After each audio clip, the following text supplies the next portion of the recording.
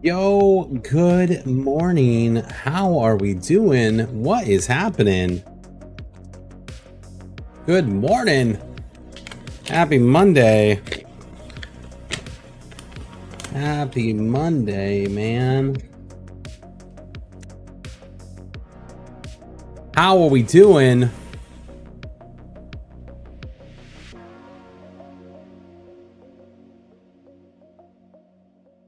How is it going?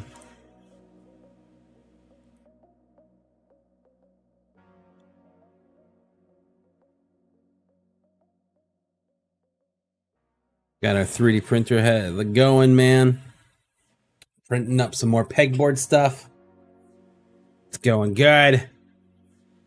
Tidbits was technically first, but I could not pin that message because it was a subscription.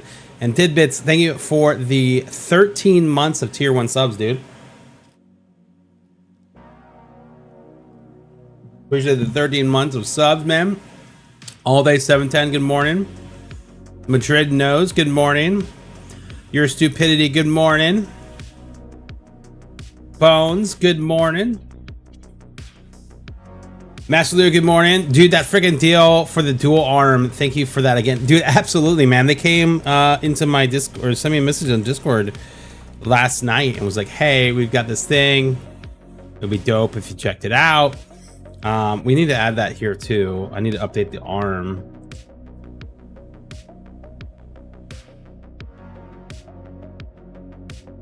Command.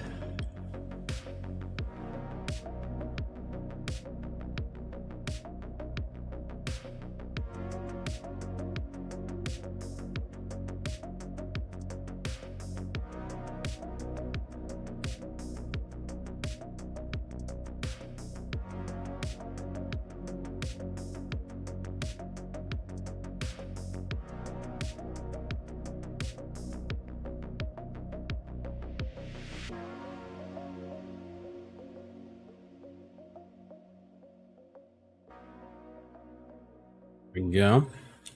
Also, we're starting off the day with a little one-shot energy. Doing the mango, the orange mango.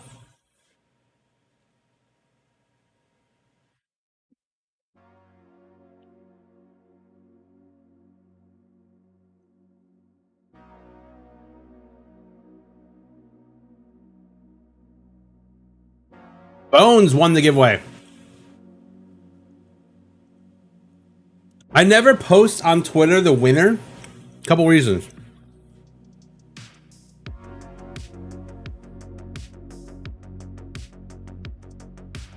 Couple reasons why I don't post the winner. Number one, in the past when I have before, that person has been spammed. They've gotten outreach from people that wanted it, that start to offer them like money or whatever. And I don't want to put any targets on anybody at all, so I stopped doing that.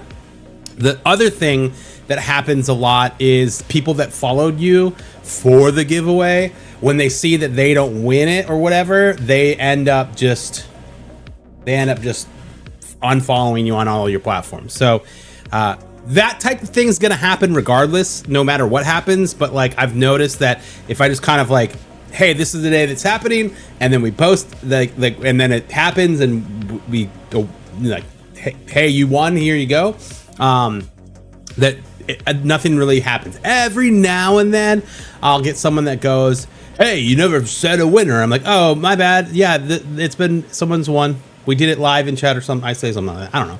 But yeah, my little heart's broken. I'm sorry, man. I'm sorry. It did happen, but I'm very happy that it was someone that is active in the stream, that watches, you know, and is in the community that won it, versus some rando, you know, online that saw the link and hit the giveaway or whatever. Because that's happened before too. We've given it to people that we have no idea who they are, and hey, they won, you know, fair and square. So that happens. You also ordered one of the single flow? Yeah, so they sent me this this link last night. Has anyone figured out how to use the code though? Because that's what I have not figured out, man. I've not figured it out, dude.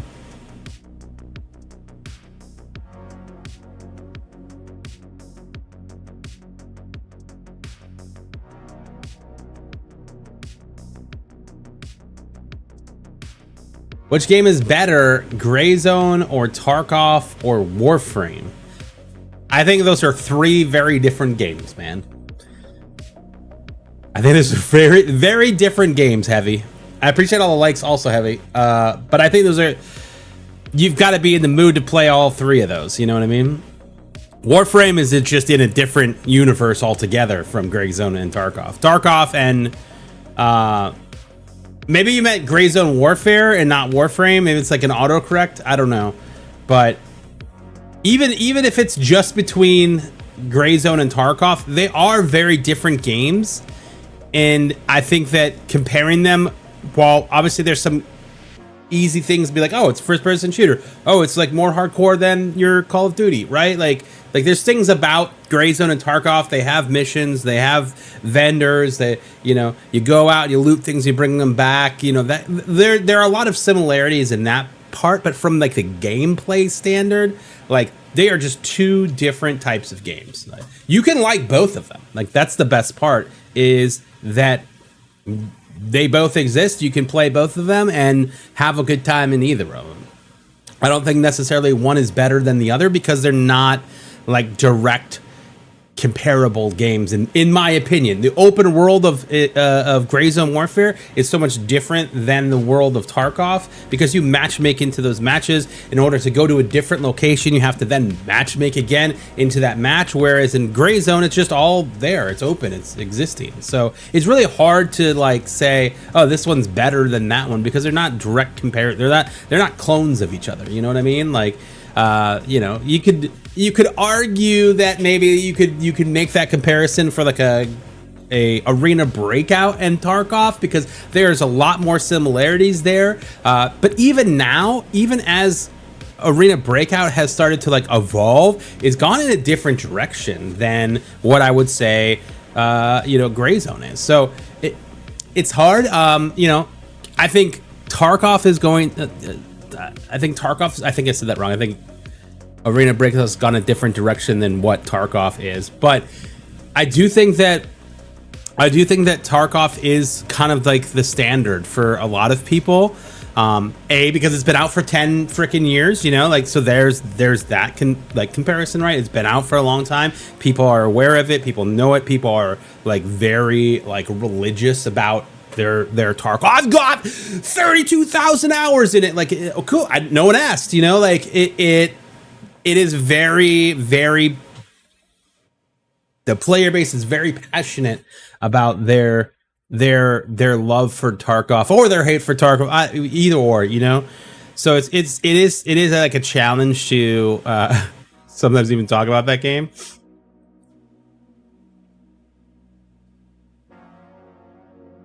So when you're about to check out, copy the single or dual ad promotion code and paste it. Okay, hell yeah, dude. Hell yeah.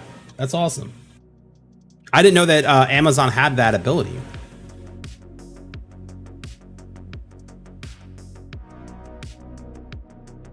Okay, that's awesome, Bones.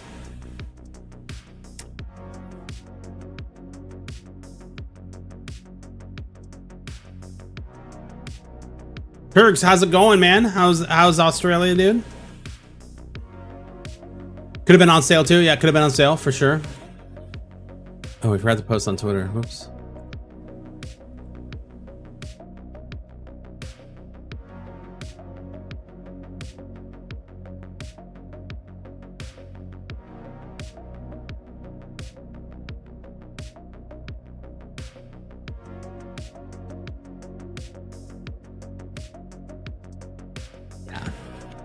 Yeah.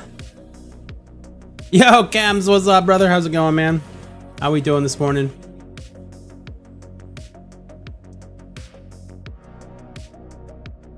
How are we doing? Guys, speaking of things, Corsair sent us a little package, and I'm pretty stoked on this one, man. I'm pretty stoked. Obviously, for me, the Galleon 100 SD, which is the Stream Deck keyboard. The collab between Elgato and Corsair is like the standard for me now. I don't know how I'm going to change to anything else. But you guys know when I travel, I bring a whole PC with me, right? Like I have a whole travel rig that I bring. It's back here in this road case.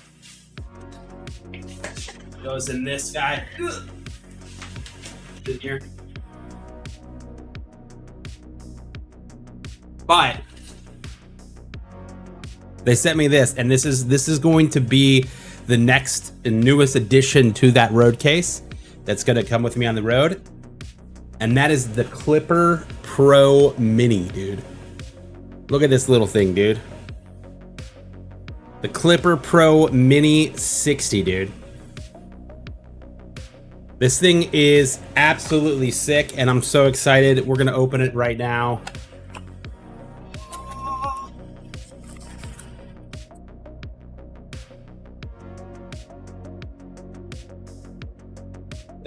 Come out of the box. Come out of the box. There. All right. Put this box down. Look how big this thing is. It's so light, dude. It's so light, man. It is so light. Ooh. That sounds great, dude. Look at this, though. This thing is tiny.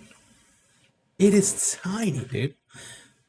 So not only does it have 60 keys, it is the MGX Hyperdrive Core magnetic switches, which is the Hall effect. So they're magnetic, and that is like super important, super critical. You can customize this at the highest rate ever. So it's got the advanced Hall effect custom with rapid trigger, multi-action smart tap and tap lock, 8,000 hertz hyper polling. It is IP57 waterproof and dust resistant for long lasting and durability, man. But this thing is sick, and I want to like grab the cord and plug it in because it is wild. Currently whipping up the drool off the desk, dude. Well, hey, dude, it's IP57 waterproof, so if you drooled on it, you're okay. You're in the clear. You know what I mean? You're in the clear, man. All right, what are we plugging into here? Hold on.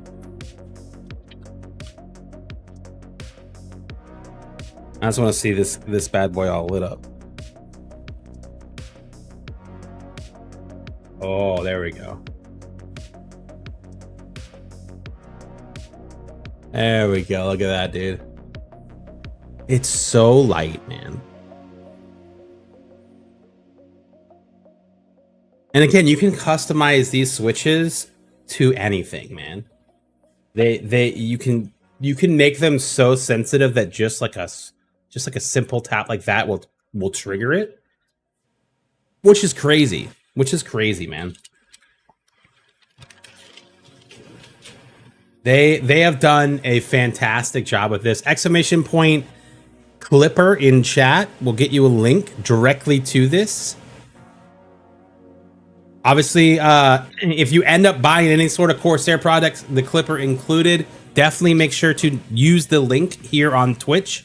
And then you can always use the Damn It Bennett code if the item is not on sale to save some money. But the link is the best place, and this is only $99, dude. This is $99. If you love a small mini keyboard, dude, these are like, it's gonna be insane, dude. I'm so excited. So this is going in the road case. This will be on the road with me moving forward.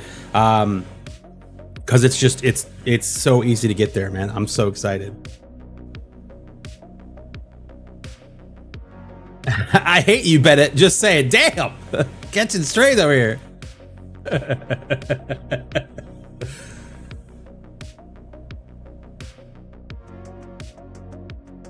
Oh yeah, you can pull these keycaps off, dude, and like, first off, that just sounds so good, dude. Buttery smooth, dude. Woo. Now I gotta plan a trip to go somewhere. You know what I mean? Now I gotta plan a trip to break out the stream PC. You use those, but you might switch. Hey, listen, man. I've been partnered with a bunch of different keyboard and mice manufacturers over the 12 years that I've been streaming, and by far my favorite and personally the best from like a peripheral standpoint is Corsair, man. Like, I feel like they are the standard when it comes to so many things, and the ecosystem that they've built at Corsair, for me, it just makes sense. All of the Elgato collaborations, like all of the things that they're doing.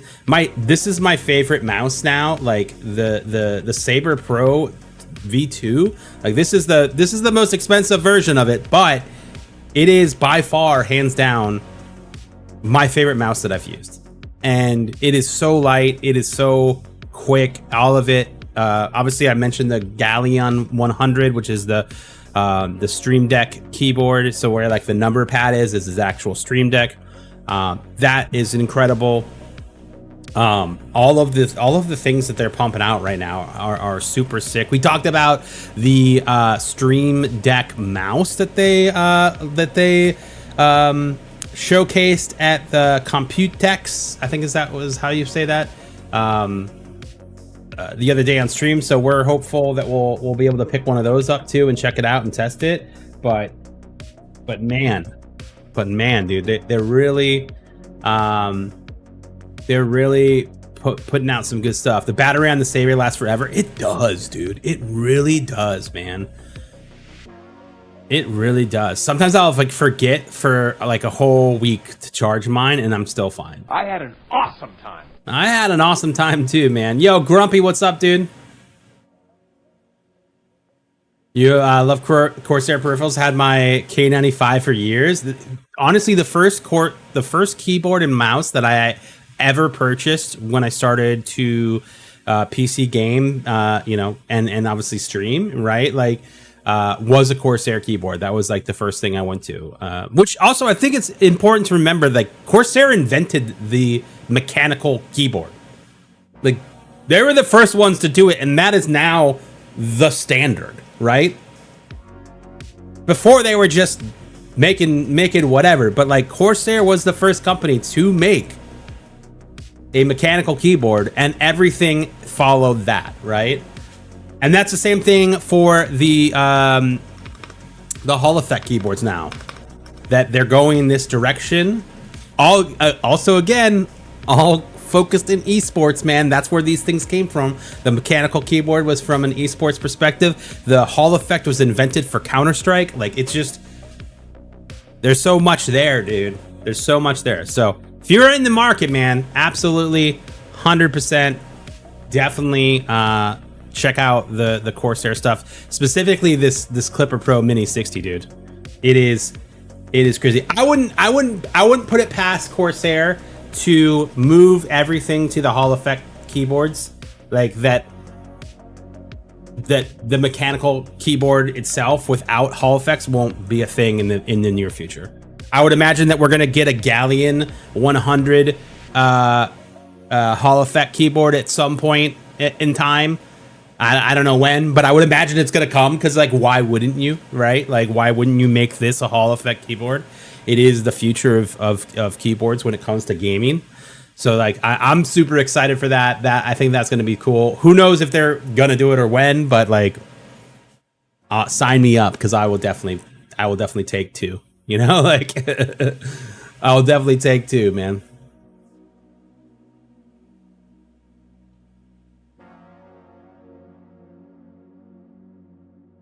I'll definitely take a few. Yo, so we've got Vulture today. We gotta find our boy Vulture. I'm also broke in this game, dude. I need to make some money.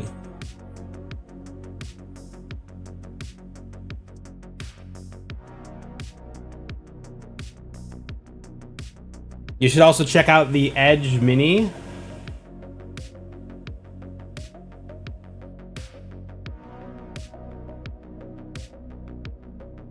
I'm trying to adjust it. I have one right here. It's literally right here.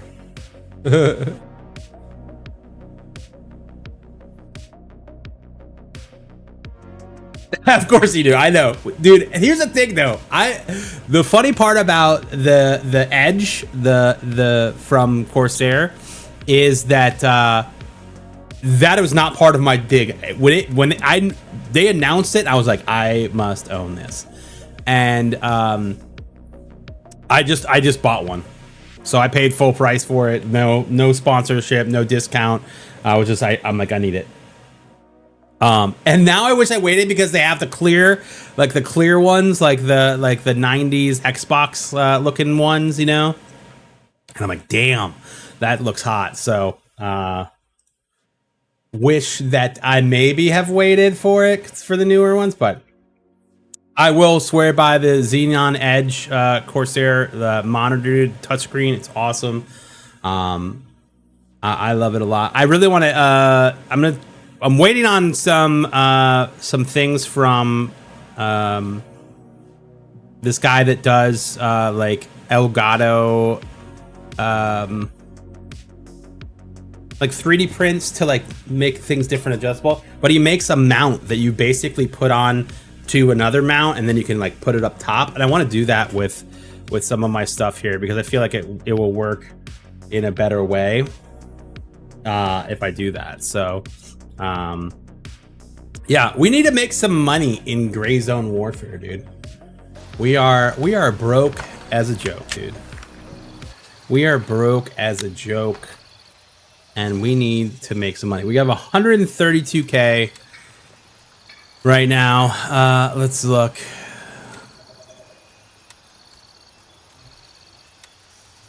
We have some stuff to sell.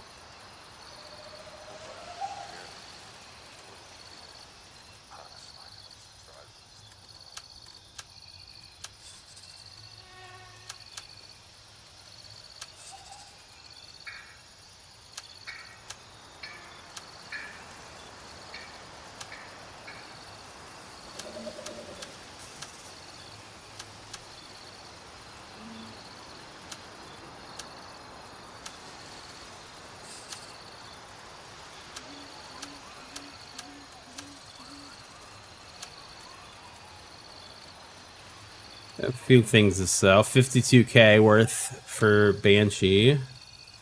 Got a gunny. We have a bunch of booze.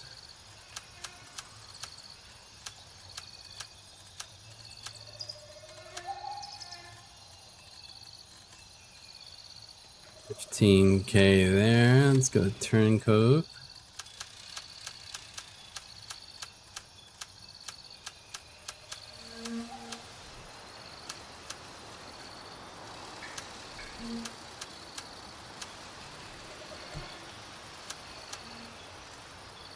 $55K there.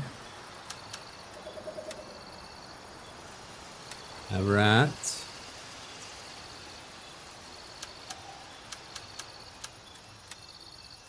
Sin gets the credit cards.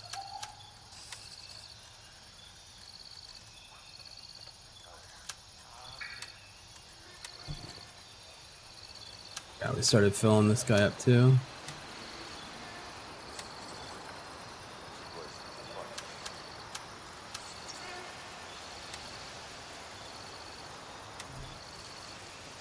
I thought these intels were more expensive to Banshee. What happened?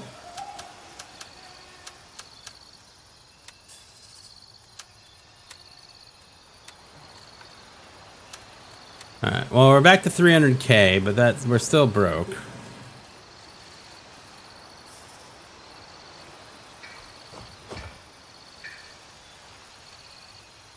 Still broke.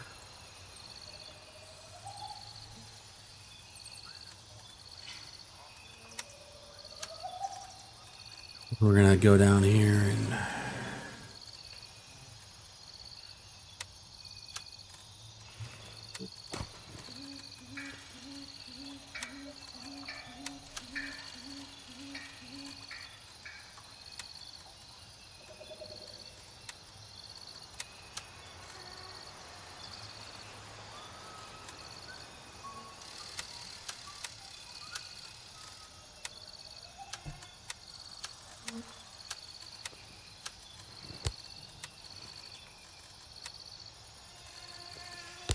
Okay. Raven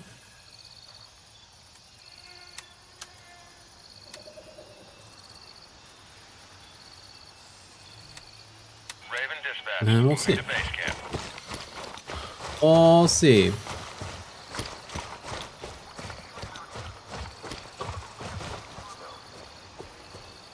is Raven arriving shortly near your position. ETA 30 seconds.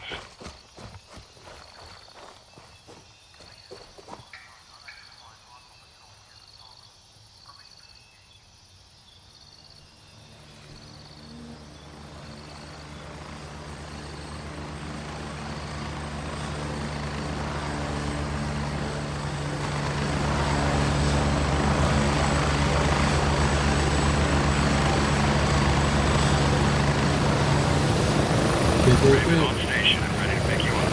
It's us. It's us.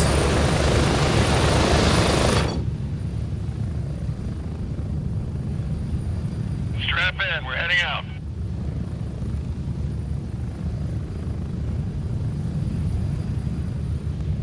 All right. Let's go.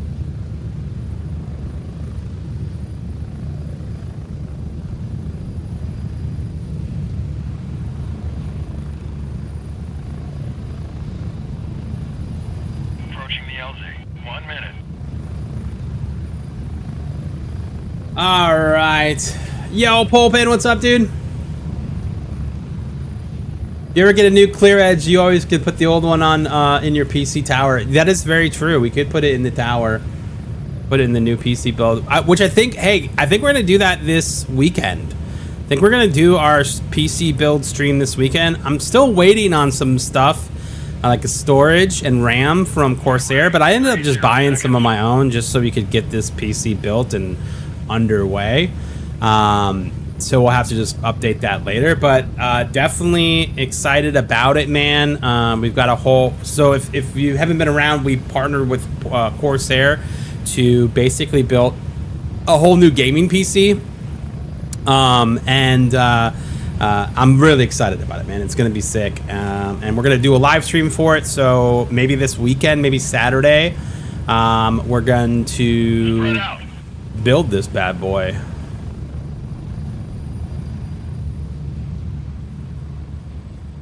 Going to build it.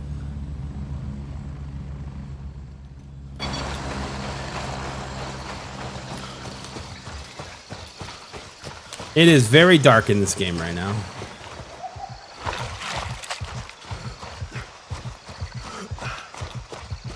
Very dark, and all of the lights in my room are creating a massive glare on my screen. If we do a little angle, something like that. Yeah. Still pretty glary.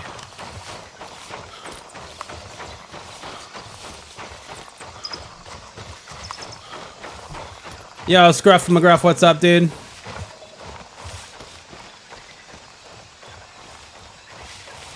Feel like they did a sneaky lighting change. I mean, like they did say in one of the 0.4 patches that they made the nights darker.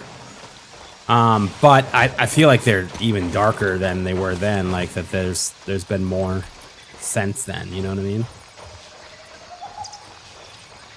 Because it is definitely darker.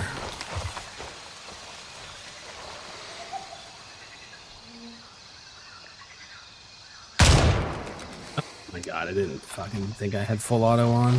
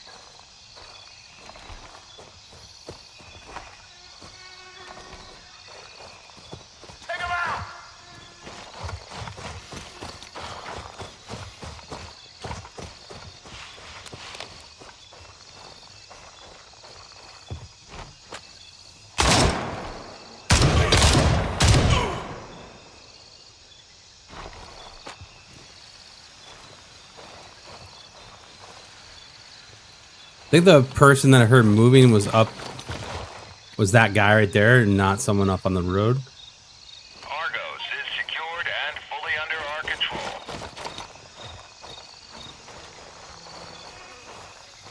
Two guys there. One of those guys may have been dead for a bit. I don't know if I like this gun or this scope.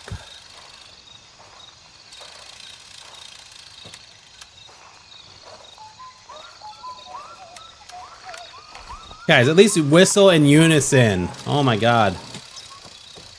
Please.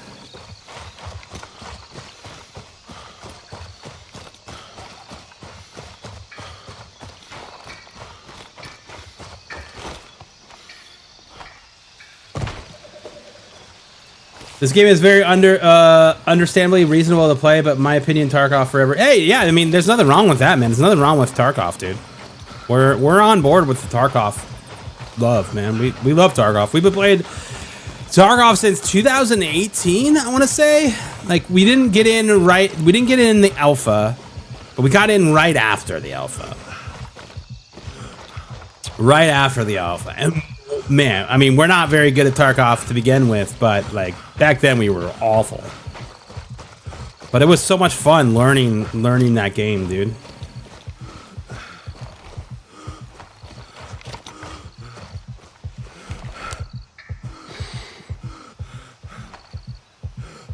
So much fun learning Tarkov, dude.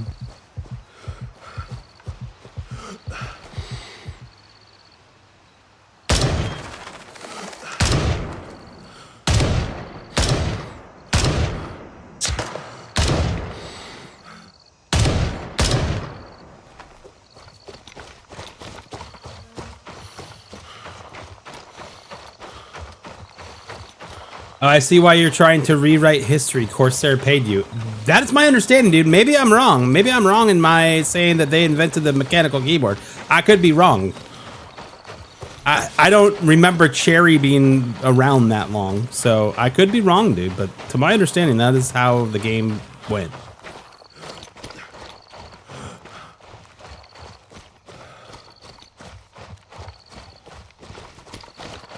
Happily, we'll do some other research, and maybe I was wrong in my facts. But to my understanding, that is how it went.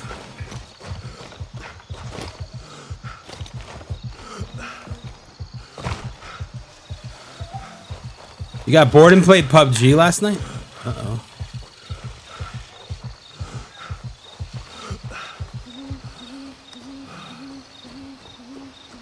There's someone here.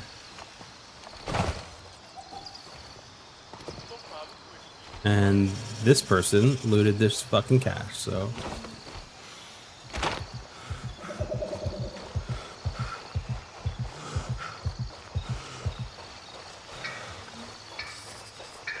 Heard those shots in like that area.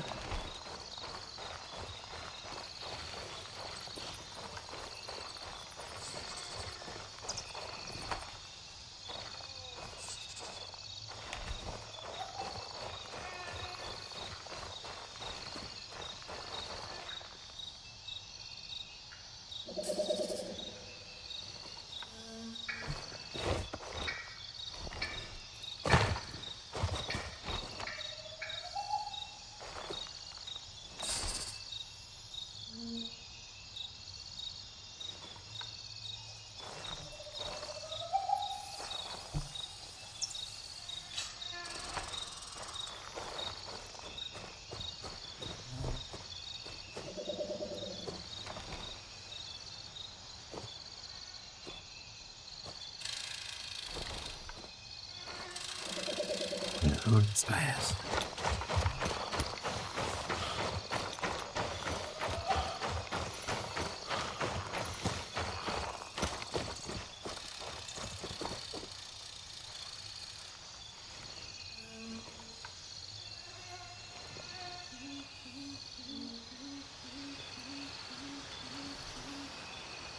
Oh, we have someone in the hotel. Maybe it's there is somebody on the other side of this fence.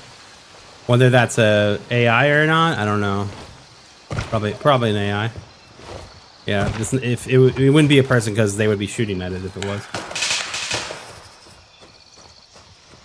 But we do have somebody in the hotel, which I didn't realize. Could have swore there was no one in there when I looked at the map initially.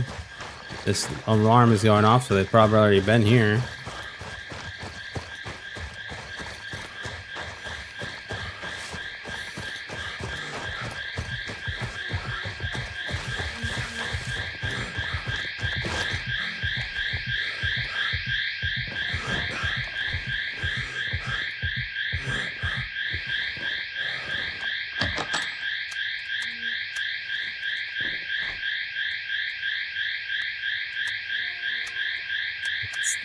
They put their shit in there.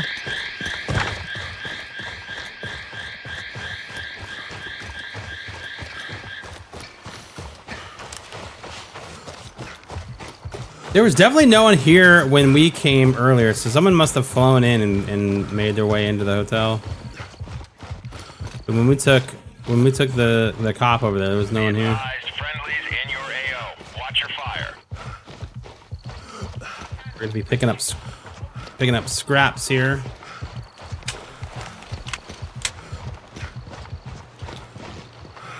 And they hit everything.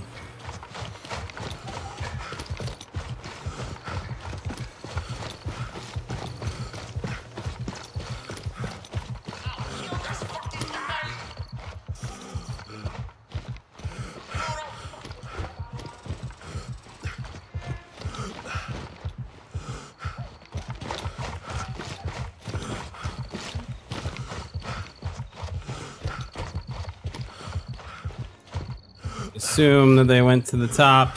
All the doors are open, but that could have been...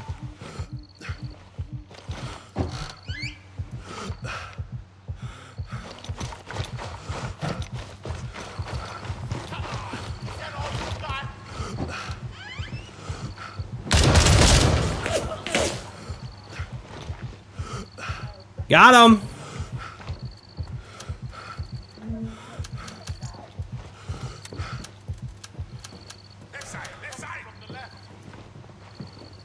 He did. You like that? You want some of this? Die!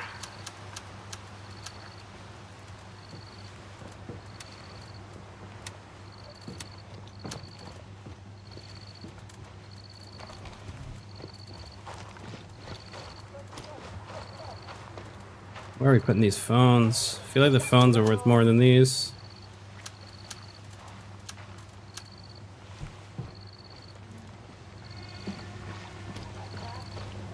I thought that was you. Oh shit! I thought that was you, dude. It took me a second there. I think that guy was got off guard too. Look to my right.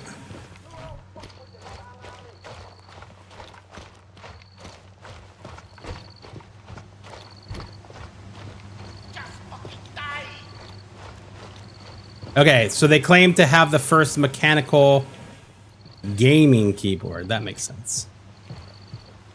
What am I looking to my right for?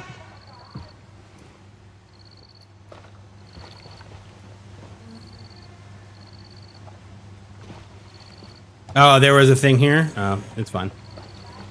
I wouldn't have had room for it anyways. We just took everything off that one guy.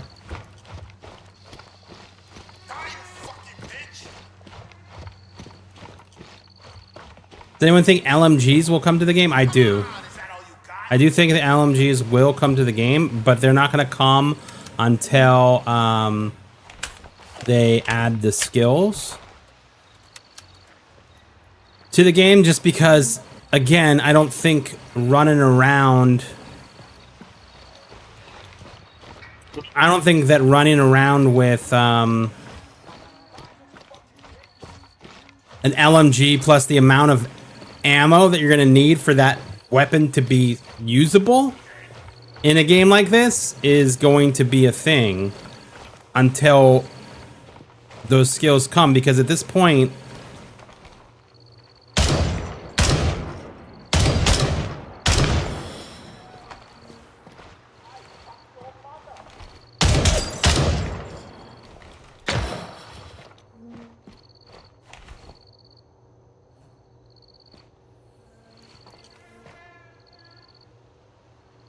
Saw him shoot from the bush.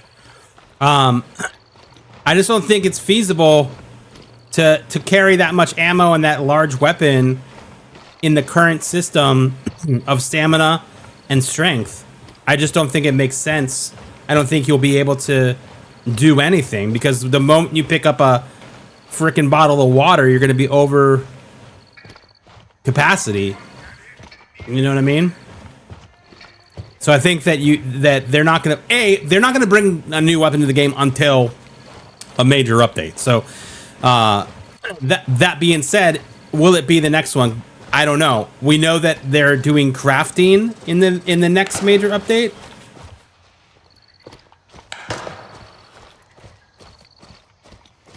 The fact that there's shots behind us makes me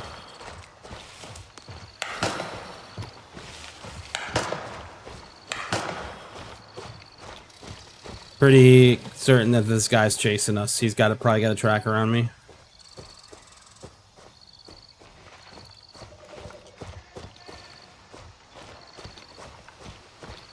This guy may have a tracker on his gear.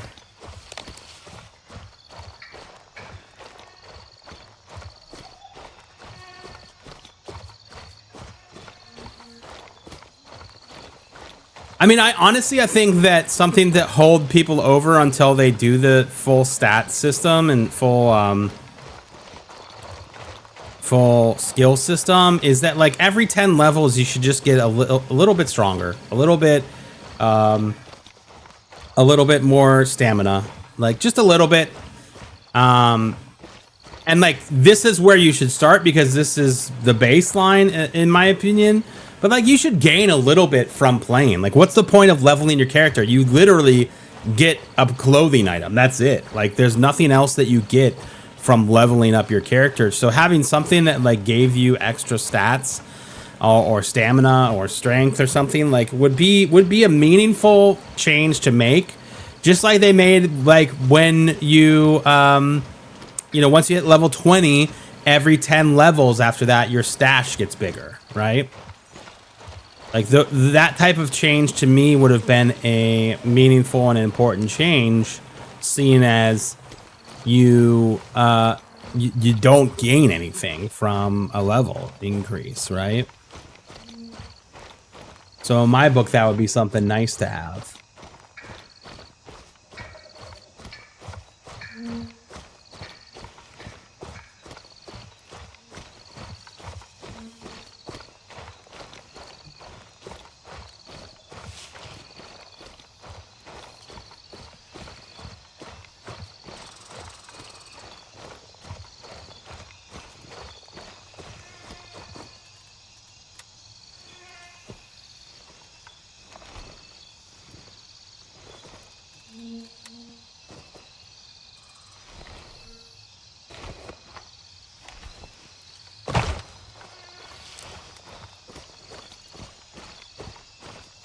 Okay, I'm gonna get nuked by a mortar.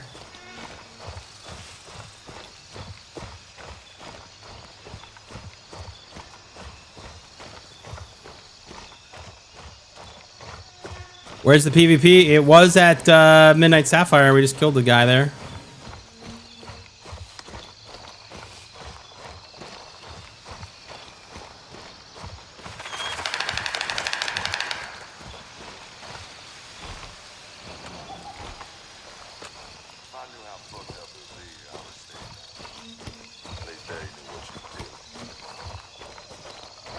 Okay, there's PvP right there as well, so we gotta just empty our fucking thing.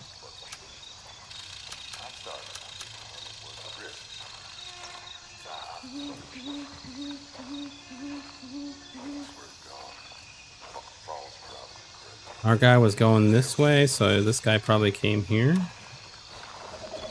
It's really hard to see this guy. He was definitely full auto too.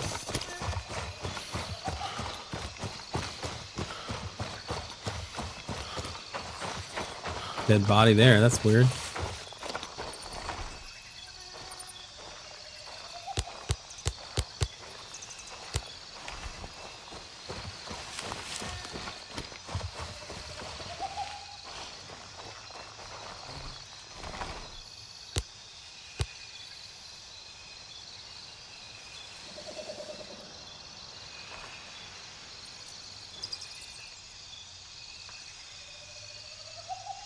Surprised this guy didn't come to Argos.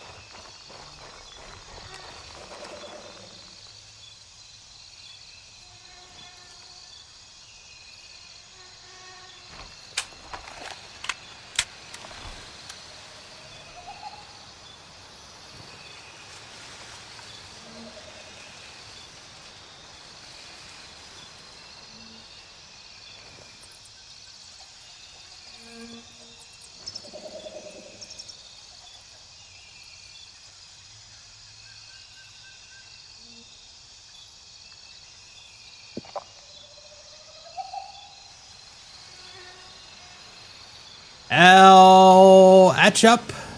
I think I'm saying that right. Thank you for the 3 months of subs, dude. Appreciate the 3 months. I think PvP should never wipe, but some PvP should. I think PvE should never wipe, but PvP should, as some people don't have even 2 hours a week to play. Okay, that's a thought, but then you would agree that the two modes, at least from a stash and money standpoint, need to be separated, correct?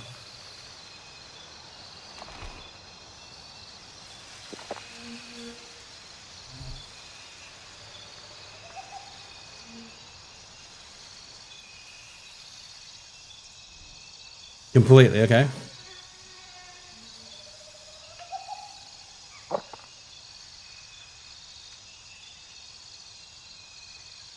It's so dark.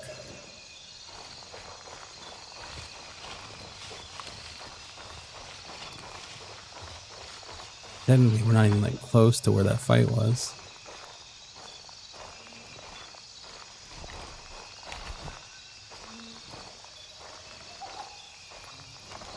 I also don't understand why our guy, he probably would have respawned at Westmore.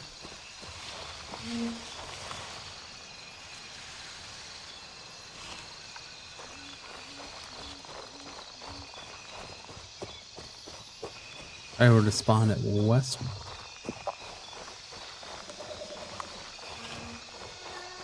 What's my take on the AI adopting your playstyle? I mean, like, I think that would be sick. It would make the AI fucking hard as shit, dude.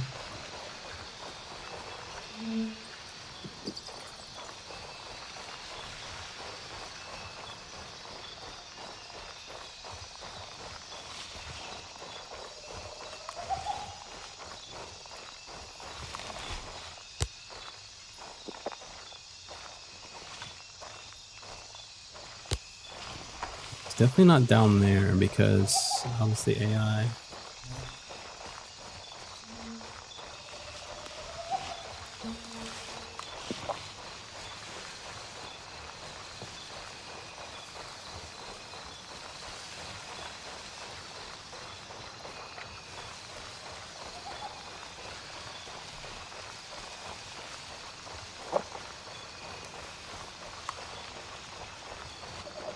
Did this guy like turn around and start going towards Westmore? I'm so confused.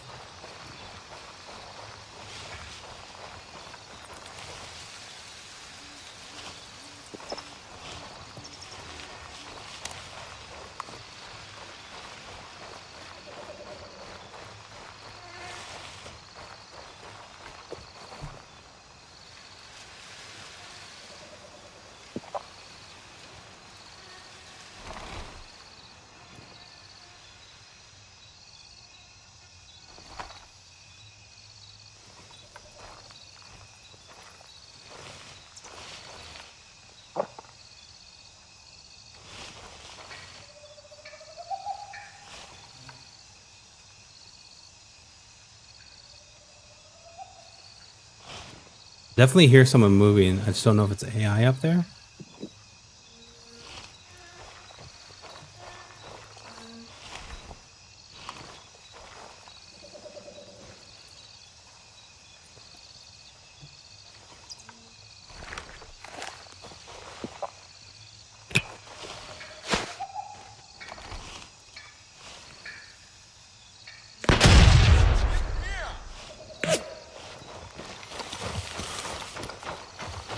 was AI.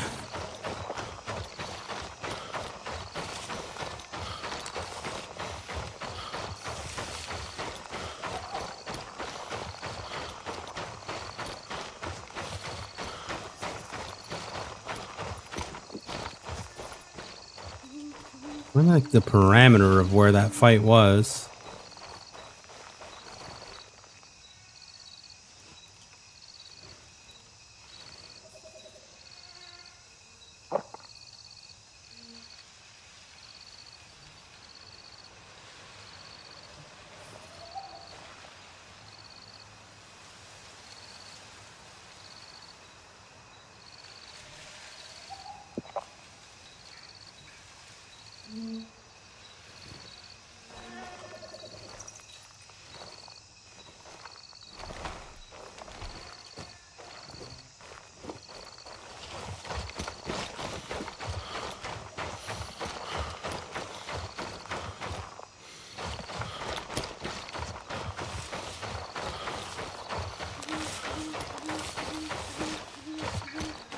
Oh.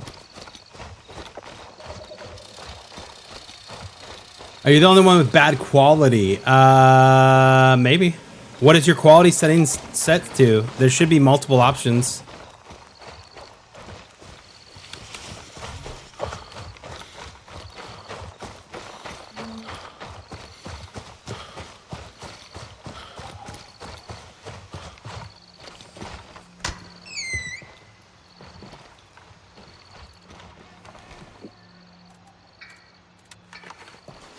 Should be multiple options. What the dog doing? You did decent on PvP yesterday. Any reason enemy players wouldn't take damage? There is a bug. There is a bug on PvP. It happened to us live on stream. We don't really know what the parameters are for it, but essentially it happened to us and it sucked because it looked like we were cheating. We had basically we just didn't take damage from anyone until we like got stabbed. Like the only damage we took was like getting stabbed, and that's not good. Clearly.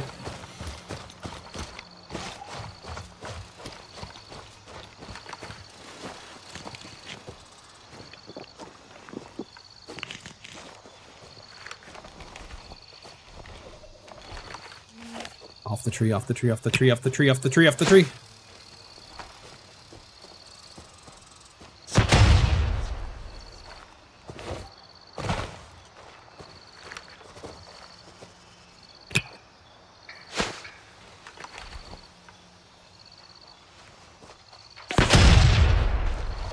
You okay over there?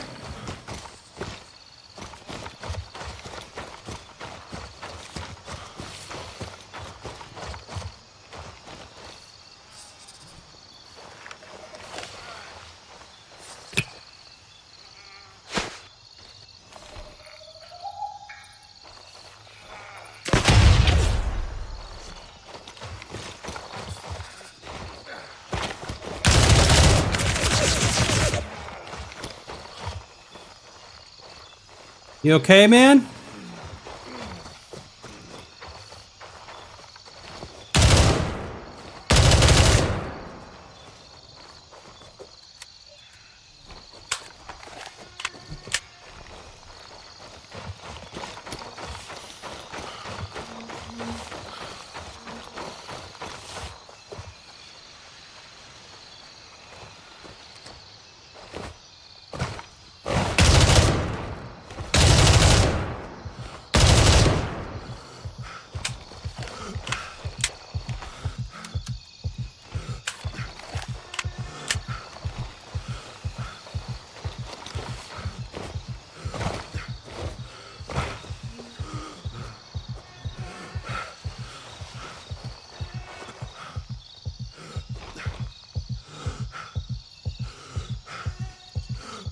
Didn't look at our stats, so we don't know where we're at. 200, 177. You okay?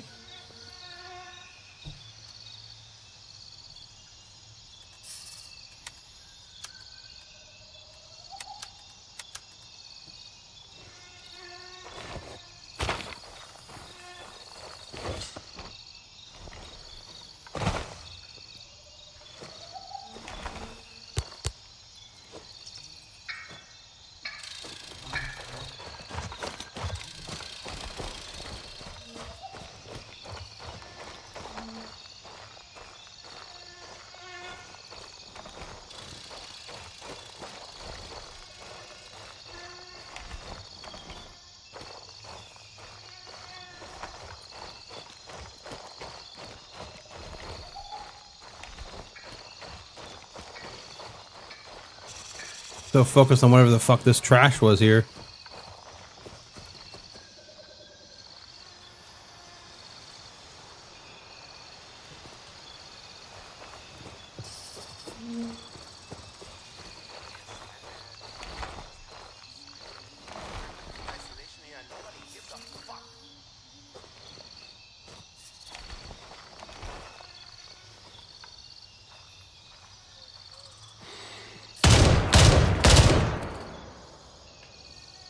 He's dead.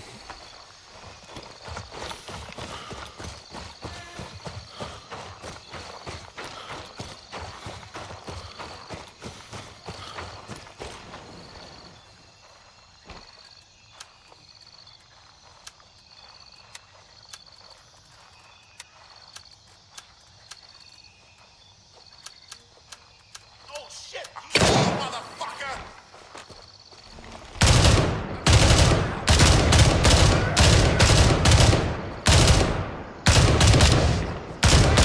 Someone over here!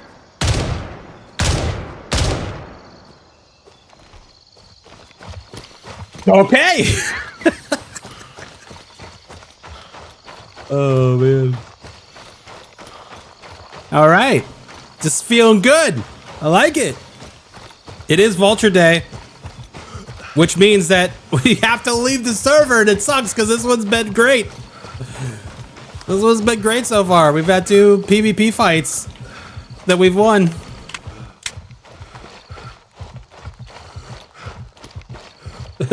Yo, Steve, what's up, dude?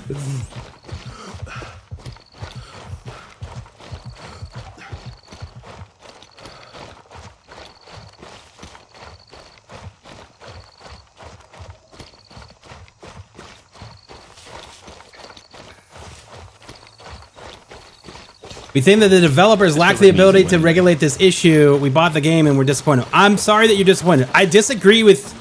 There's been a couple of people commenting and talking shit on like some of our short form stuff about the devs, and I understand the frustration with the cheating in PvP. I 100% understand the frustration.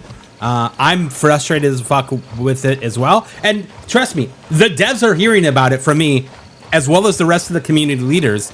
We are 100% talking about it nonstop. They are like probably fucking sick of us talking about it because it's almost all we talk about is how bad the cheating has gotten in the game.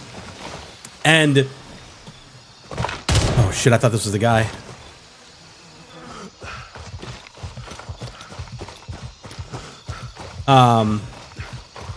We've talked about how bad it's gotten. So I get that. I do think that it's important to remember that the game is an early access game, and part of our deal is that we're testing it. You know what I mean? Part of our deal is that we are testing the game. And that means that we're also testing the systems of the game, right? And this is no way defending the current state of PvP. But in order for them to like figure it out and understand what cheating is and how to detect it, they have to figure it out. They have to test it. They have to like learn what players are doing that are cheating in order to set up things to prevent that. And it's gonna get there. They're gonna take care of it. It's just a frustrating time right now because it's fucking everywhere, man. And Gray Zone is not the only game that has a cheating problem.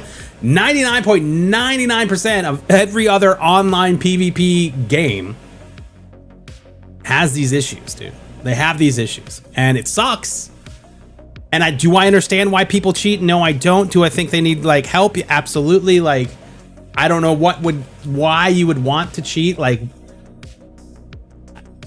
the mindset behind that just doesn't compute to me, man. Like, I don't get it, but it is a fucking problem. It is a problem, man. And but I think that in Gray Zone's case, they are working on it.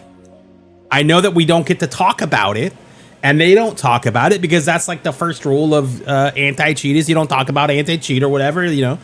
And that sucks, but it's also part of being an early access game. They're not going to put their best fix forward until 1.0, man. We're just not going to see the best anti-cheat solution until we get to that 1.0 state. Because if they did it now, all these companies that are making these hacks, they're just going to like break them apart. And by the time that the next update comes out, they're going to have something new, and they're going to have a new way of you know, hacking the game. And honestly, the whole anti-cheat game, if you will, is a game of cat and mouse, right? Maybe Madfinger lays some traps in there so they can figure out what and how they're accessing it. And then when the cheat companies make and do their thing, they, you know, they hack it up together, right? Like it's just there's a lot of difference here when it comes to there's a big difference when it comes to what's going on there. And like, again, I get the frustration. I am right there with you. And I'm probably more mad about it than most people because I get it from two ways. We get actual cheaters, people that have installed software to cheat at the game. And then we get stream snipers, which are people that are equally, I don't know, in the same class of loserism, that are purposely coming into the stream, trying to track us down, and then killing us, which takes zero talent and is honestly such a lame way to do that. I don't get the pleasure that they get out of that, but.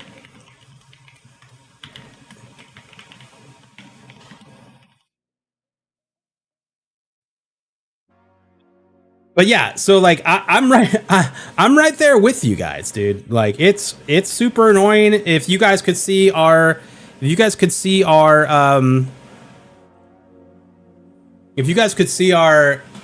community leader chat, it's like literally nothing but us talking about how bad the cheating is and potential solutions to that. You know what I mean? Like that's literally the entire chat.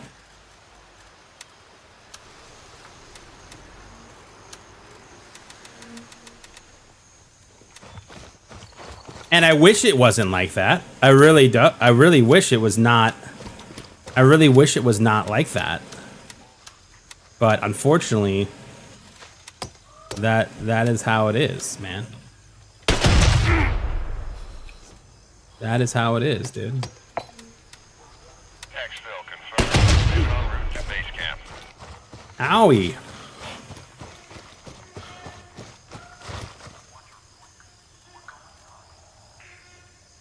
Raven reporting. I'm on my way. ETA. Ow. 30 seconds. They cheat because they have an inverted PP. that is what we're saying from now on, dude.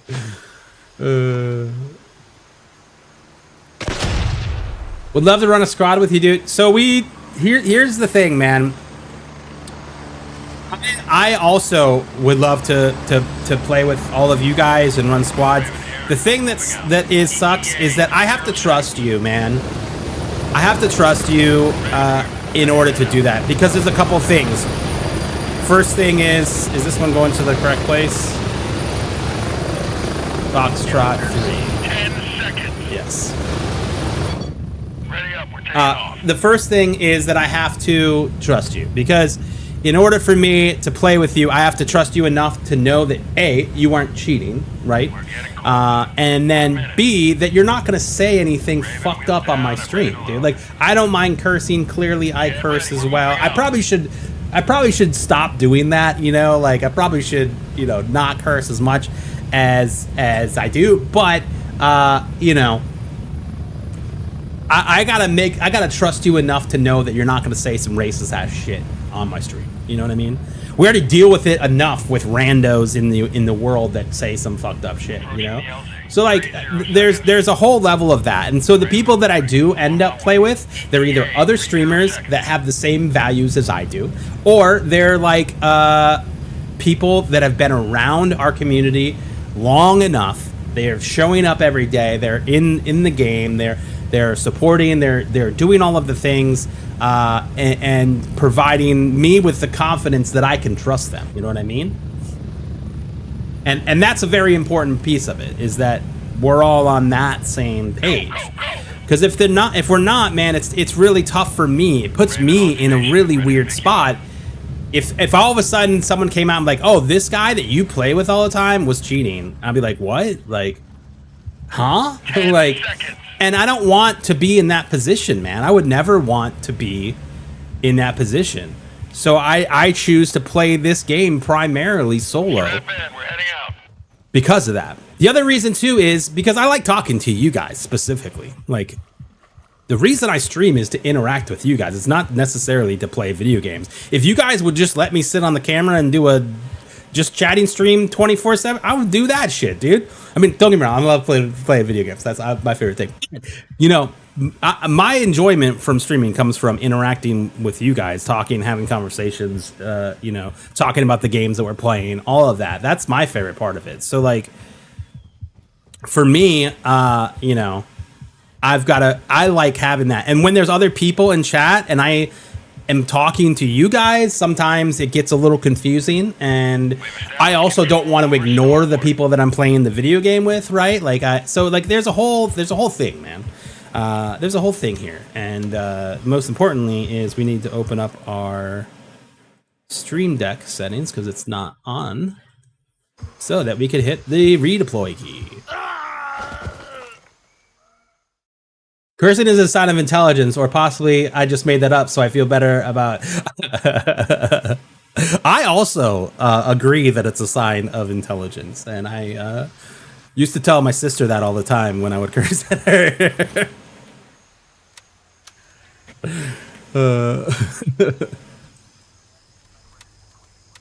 wheels up for base camp. I had an older sister. I have an older sister. And we used to get into it all the time. This is Raven, arriving shortly near your position. ETA, 30 seconds. We used to get into it all the time, dude. I just want to be able to say butthole in chat. That's all I need. You can come. You can come in here and say butthole. I'm okay with that. That's the least of my worries.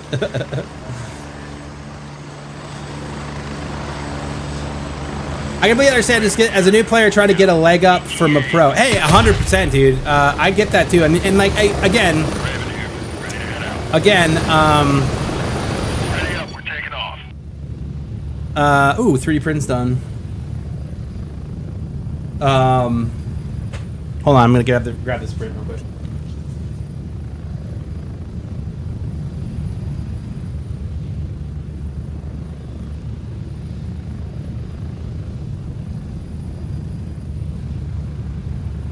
Raven, wheels down and ready to load. Get ready. 1 minute. Get ready, we're moving out.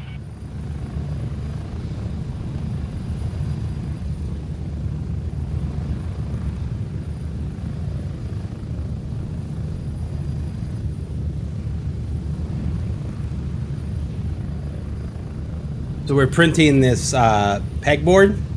So we're doing about, I think it's like 56. It's probably more than that. I probably miscounted, but we're doing a huge Getting close. print of this because we're gonna actually take down all of our badges here, and we're going to put that up there. We've got a whole new storage chest, like a tool chest, like a Husky tool chest that's coming. That's gonna go right here, and that's where we'll start doing unboxings and stuff. We'll put some stuff on top, like, you know, but for the most part, that's what that's gonna be. I'm pretty excited. Then we're gonna do the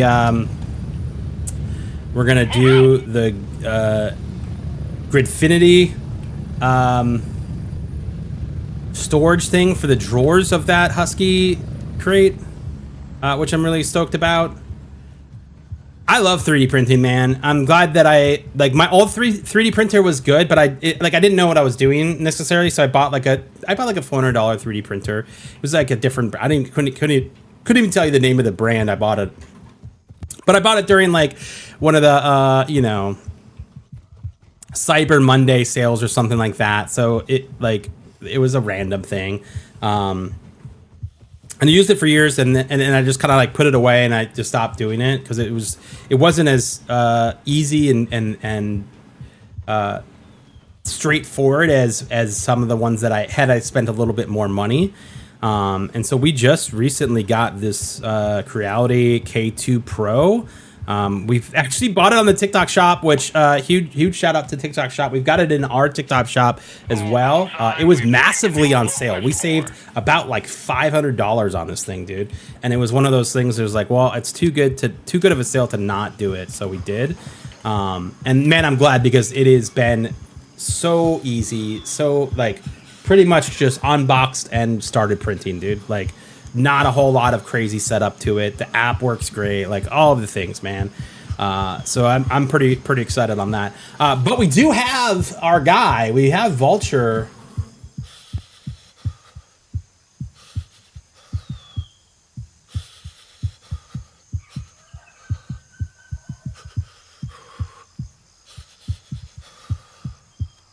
We have the Vulture, man. Where are we? We're at Stalwart. Westmore. We're at Westmore. Westmore. All right, Westmore is one of them. Nice. You're gonna say Westmore and Titan? We got him at Bronco as well.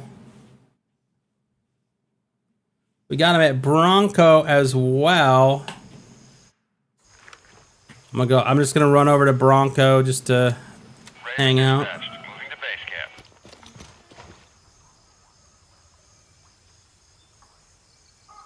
camp. Update pushed.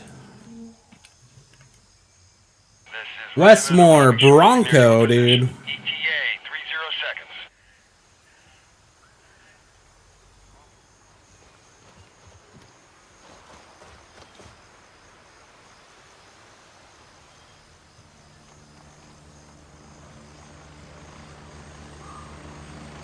Raven reporting. I'm on my way.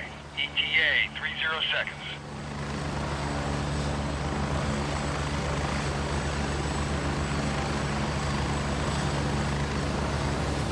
Raven on station and ready to pick you up. Heading down to Bronco, gonna see Vulture. Strap in. We're heading out. Hey, that's a grenade.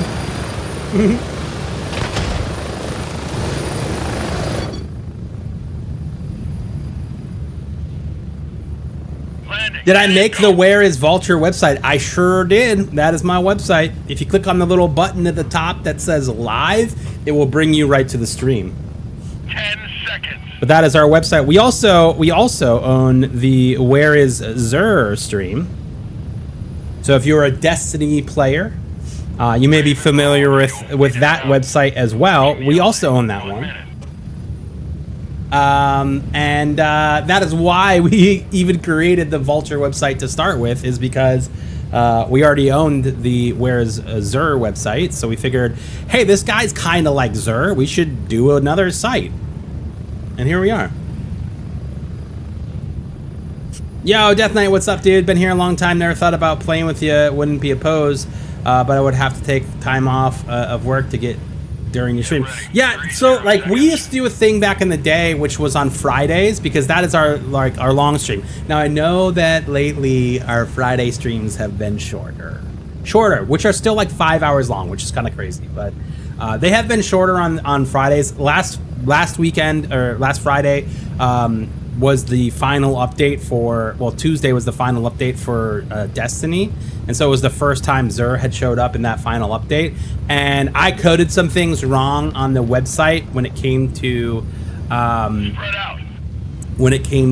how Zur gear was classified, because it wasn't a problem before, and for whatever reason, this new update changed some parameters, like little things about the parameters, that it just threw off my layout. So I had to like get offline and like spend some time coding that to fix it, which we got it fixed and it's fine now. But that being said, the moral of the story that I'm trying to tell is that Fridays used to be the day that we did like play with the community. Like we did like stream. We did it. It was open for a while, and then again, some of that stuff happened where I kind of was like, okay, well, this is why we don't do this, is because some people come in and try to ruin it for everyone. So then what we did was we did sub only games, and so like if you were a subscriber of the channel, you could get into the squad type of a thing, and that went well.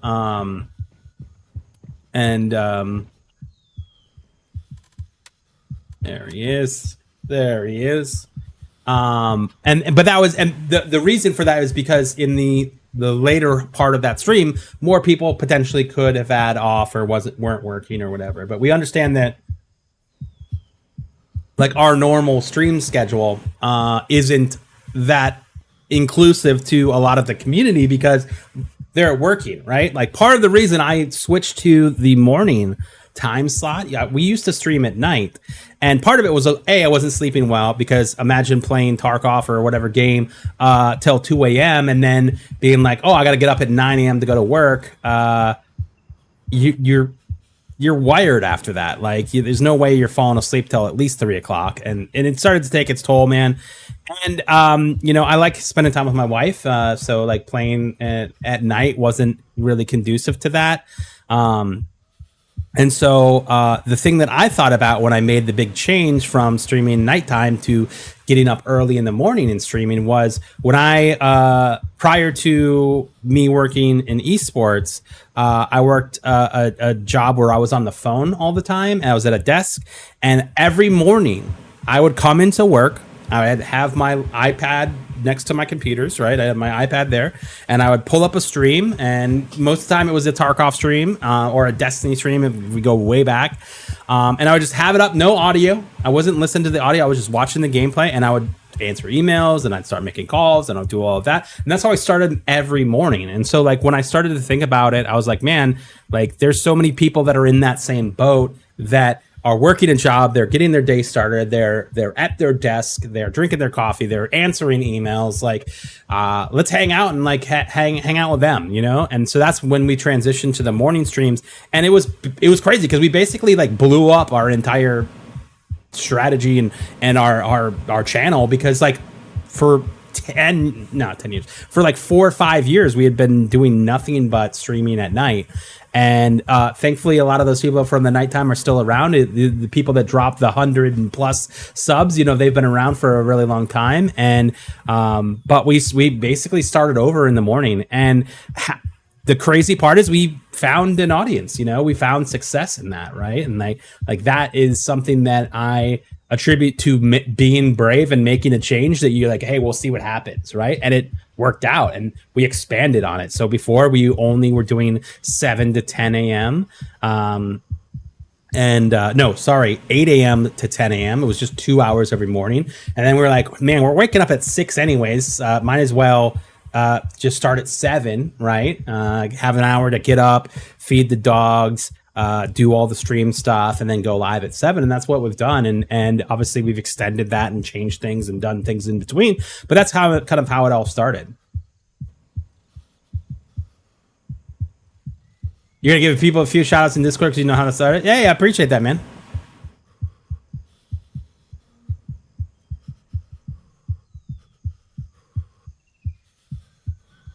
I found 3 things that killed the immersion in the start of town 20 minutes after wiping, and got right back off.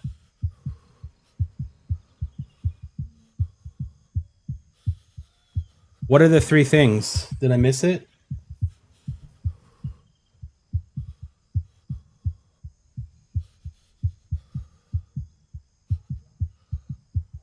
You've been up since 5 a.m. cleaning? What are the 3 things that you found?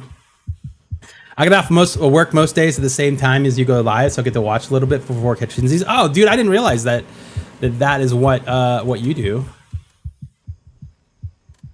I didn't realize that was what you guys did.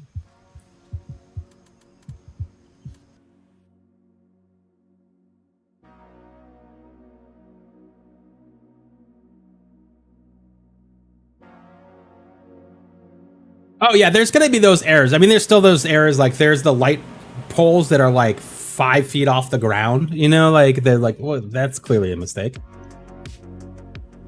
When you get to those, man, you can report a bug though.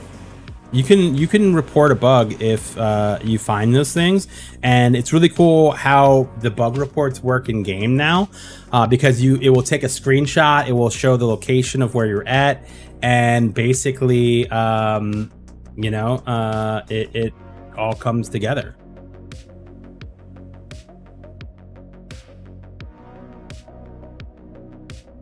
It all comes together, man.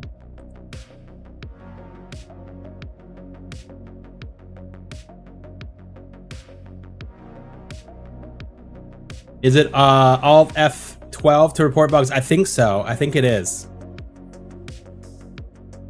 I have a special key on the Galleon 100S on my Gray Zone profile that we made that just does it. You have to hold shift for it, but that's where it is.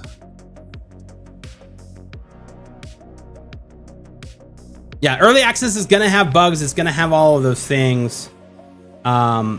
Immersion's gonna be broken, but it's gonna happen. Like, but that's part of like your agreement when you buy an early access game, is that you understand that it's unfinished. There's gonna be issues. There's gonna be things that rip you out of that game, out of the immersion, that you just kind of have to be okay with and be ready for. You know.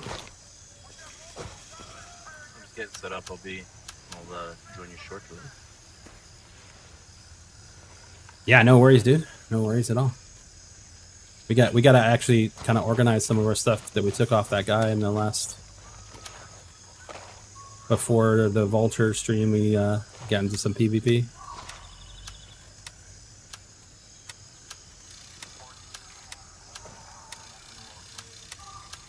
Still got their stuff.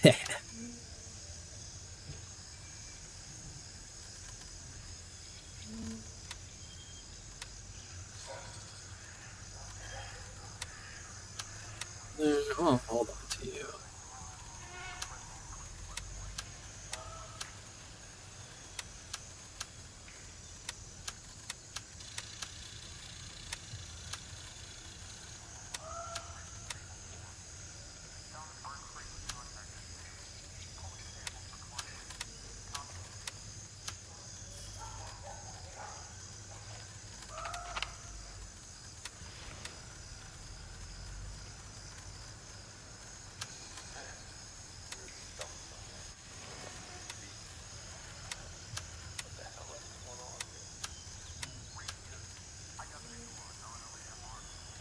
All right.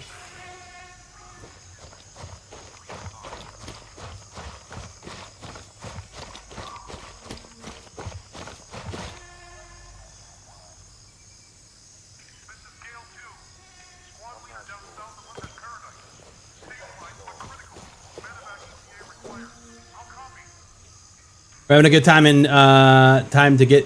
When is a good time to get into PvP? I've only played PvE at the moment. I think any time is a good time to get into the PvP side. Like I think going into it, you have to remember that people do cheat at this game, and you may run into them. In this game, it's very hard to tell who is cheating, who is not. You know, because sometimes you just die. Sometimes someone saw you and you didn't see them and they killed you. Like, but the other times it's blatantly obvious that this person is cheating. And that's just something that, you know, you're going to run into in the PvP side of the game, is the questionable, you know, kills of like, what just happened? You know, like that's going to happen. But that being said, you know, we're, you know, mid-June now. The next update is not going to be, the next major update is not going to be until later this year. So now is as good of time as any to get into it, and start to play. It is a different beast. You can't just kind of run around casually in PvP.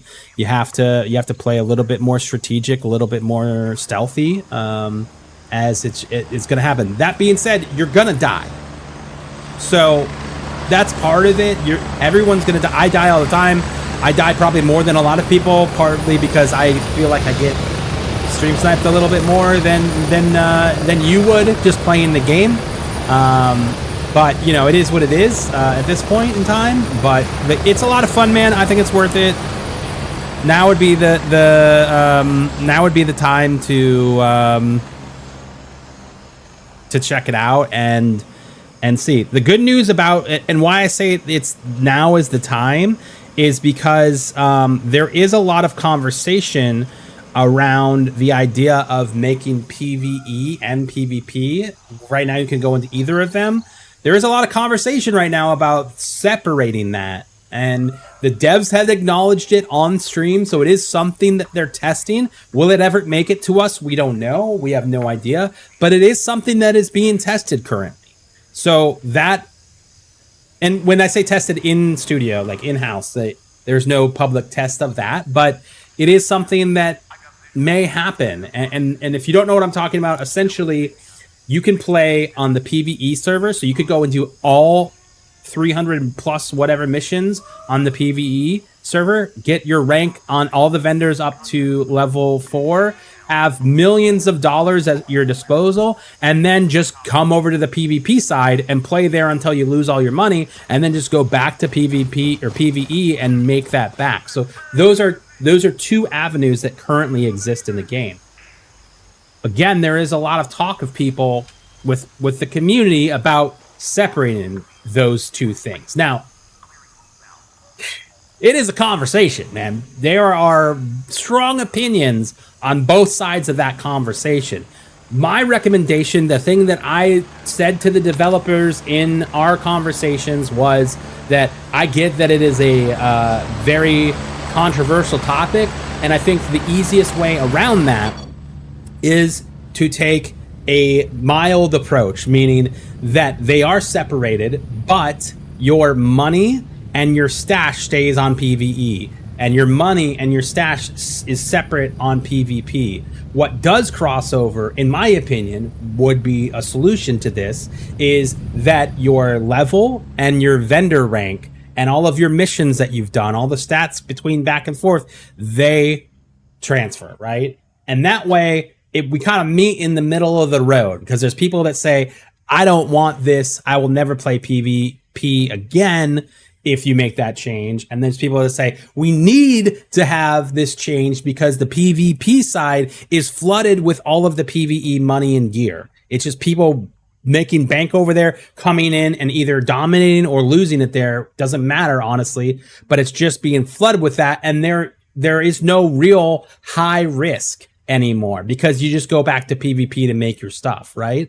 And so having those things separated does make a lot of sense to me, in the mindset of a developer who has said that they want gear fear in the game. They want you to be fearful of losing your stuff. It's why in the last update, they had stock limitations as far as what you could buy, right? And so they're all testing things. I would imagine that we will see a test like this. Nothing has been confirmed other than the developers saying that they are testing it.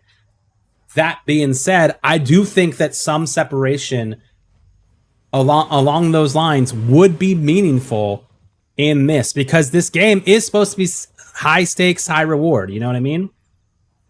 Yeah, the global limits were, in my opinion, terrible. I think it just pissed people off. I don't think it created any more gear fear, but I think being able to having separate stashes and money for those stashes would create a little bit more of urgency when it comes to your gear and what you're taking out, and maybe not dying. And it's easy to make money on PvP too. There's plenty of servers that don't have anybody on them that you can go to and just farm the same locations that you farm on PvP. And sometimes someone pops up and kills you, and that's how it goes. But like, you could still make a lot of money on PvP. I would say 90% of the money that we've made in this game, which wealth, overall extraction value, ours is 8 mil. Peak net worth was 5 mil.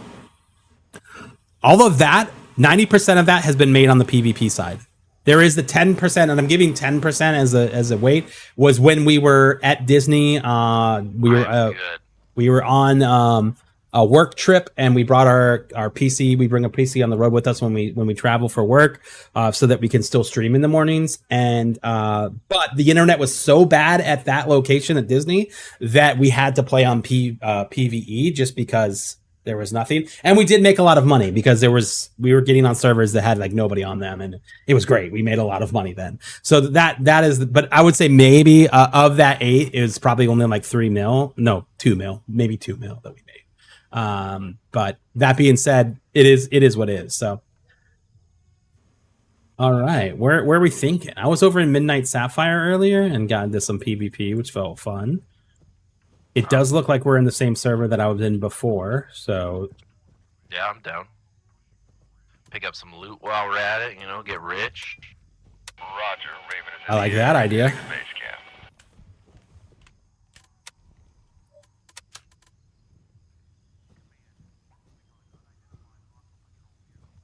This is Raven arriving shortly near your We need to get position. Chems the operator ETA, tag so 30 that seconds. it's like 3. Yeah, Just just three of the same three of the same people, dude. It's gonna be great. Hey, I still don't have my message. You still don't have your message. Did you fill out the form? So left. Yes. No, yes. I'm feeling so left out. I'm so sorry. I'm gonna cry. I'm so sorry, dude.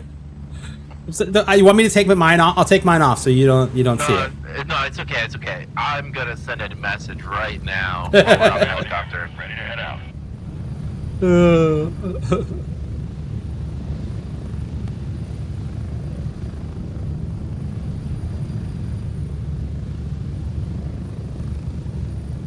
Ready up, we're taking off.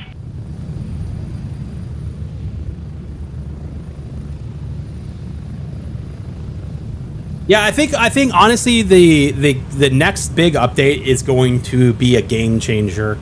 I think like this update, you know, they took the delay and I think they reinvented the system, the world, the thing, and I think it was the right thing to do. But that being said, and there was a bunch of other things that came with this last update that I love and I think are fantastic. But I do think that this next update is going to be a much bigger of a game changer than this was, because you're going to be, from what we understand in the conversations that were had on stream with Mara, is that the next update is going to contain the crafting and potentially the base, the player hideout.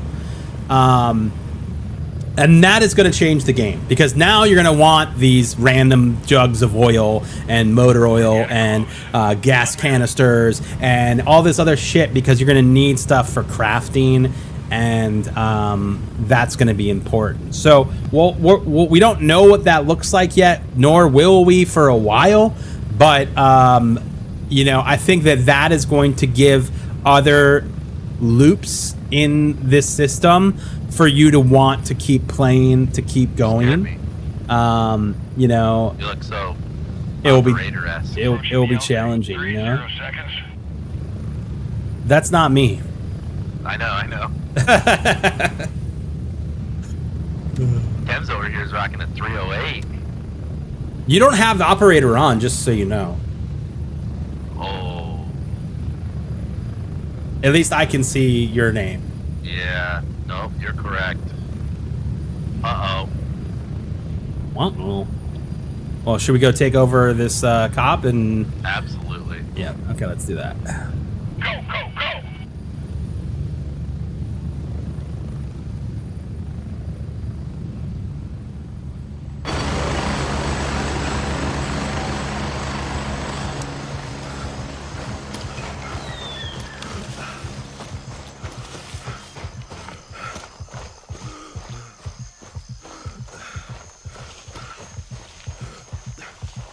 Gunning for your 100th kill in PvP today. Let's go. We just hit 200, which is always great.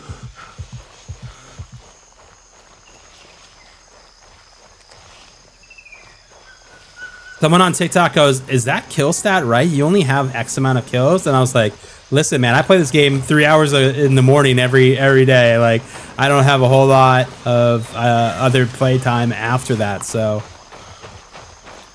I'm not putting up massive amounts of PvP kills. And we've also been just getting absolutely destroyed by cheaters and stream snipers lately. So our KD has gone to shit.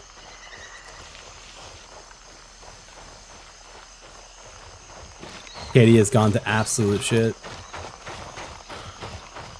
But it feels great when you play this game and you play against players that clearly aren't cheating and you have a good fight. Those last 2 fights were good. Our last 2 fights were good. In the hotel, there was a guy up on the rooftop room, and he was paying attention to the guy that was downstairs below him. Enemy PMC under fire.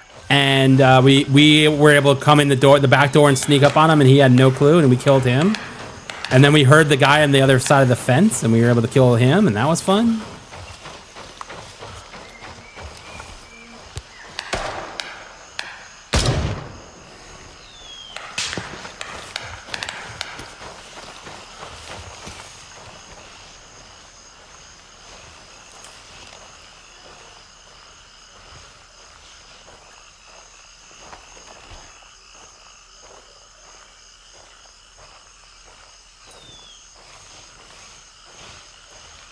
I thought those like that patch of roses right there was a laser at first. I'm like, yo, we got a player over here.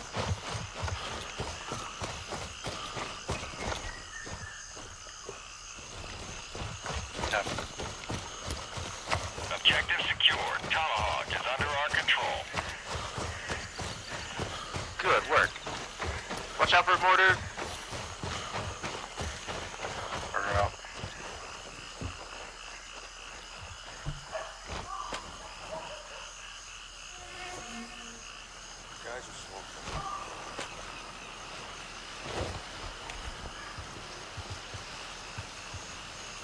We're just gonna let him fix his thing real quick.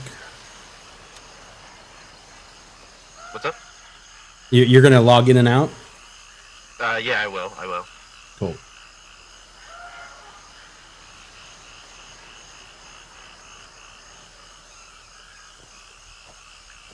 Loot goblins that are hitting every potential spawn so they can sell them on Discord for 150k aren't helping. Yeah, so that, you know, the whole idea of like that server that you can go and get things and buy things, I don't like it, dude. I'm not a fan of it, dude. I'm not a huge fan. And I get like you and your friends are gonna trade shit, but like building a system where you know have built some sort of it's a slippery slope. You know what I mean? How does the tag thing work? So these are a basic tracking tag. So this will track this for 3 hours. There are 3 different variations. There is this one, which is the 3 hour. This one, I forget how long this one is for. This one is the most expensive, and this is like 8 or 9 hours. So this could probably be like 5 hours maybe, and then this one's like 9.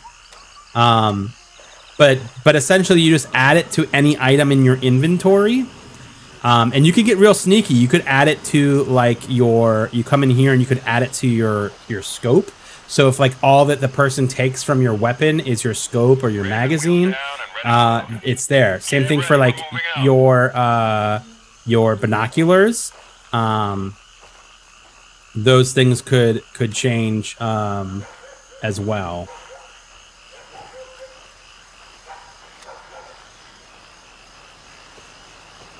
So it's like it's a good way to do it. Now, in PvE, any of the tags work because especially if you plan to play the game for a long period of time, the later ones just seal the deal for you.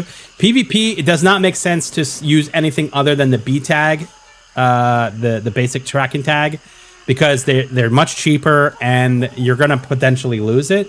PvE, it's nice because if you die, you know exactly where your body is. It will look much like any of the pings that you put on the map. You'll just see it there and like, oh, I died over there. That's where I'm gonna go.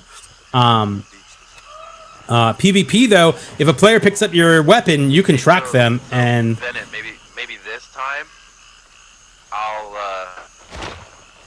upset somebody, and then they can kill you. Oh, I like that idea. I like that.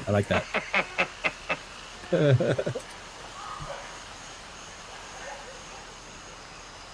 the father of gaming coming in.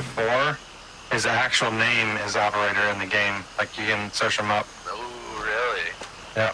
The father of gaming coming in with the 5 gifted subs, dude. Thank you for the 5 I've seen a gifted few subs. operators, honestly, I've seen like operator A and operator B Holy and crap. operator C. Dude, thank you for the 5 Yeah. gifted subs, man. Guys, if you got a gift sub, make sure to say thank you to the father of gaming, dude. And first and foremost, like, hey, thank you for supporting the channel.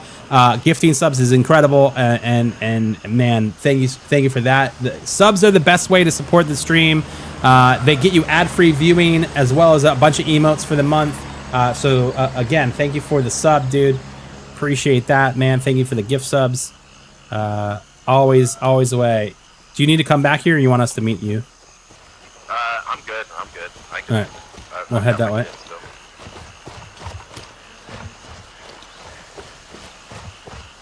I'm pushing towards the villas. I'm stuck on the encrypted drive task. Yeah, me too. Me too, man.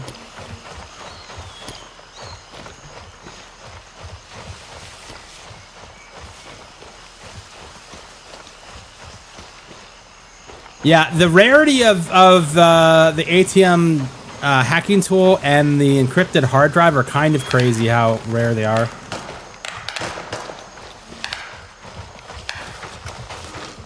I'm assuming that is normal AI, Patrol. right? Yeah. Just killing patrol on the wall. You got your first set of IEMs Now, because I you, took heck a yeah, shot dude. As I got off the helicopter, I couldn't tell because of the helicopter rotors if it was our Brilliant hotel that shot or if it was Yeah. somebody up by the waterfalls. Yo, Rusty, what's up, dude? Devin, man, I'm glad you got the IEMs, man. How do you like them so far? They've been great? Awesome, dude. I love that. Yo, fanboy, what's going on, dude?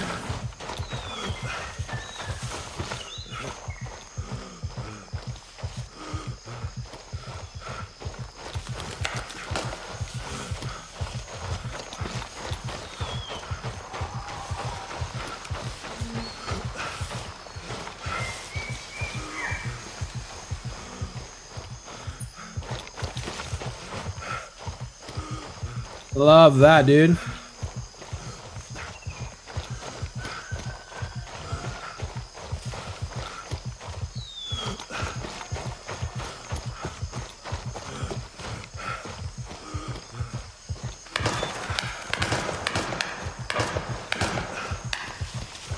Also me.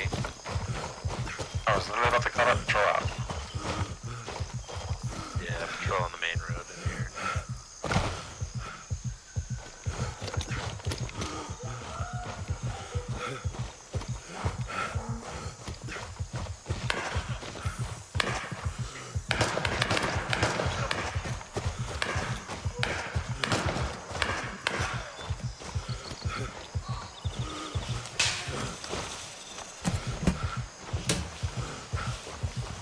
Always turn that off so we don't get the alarm.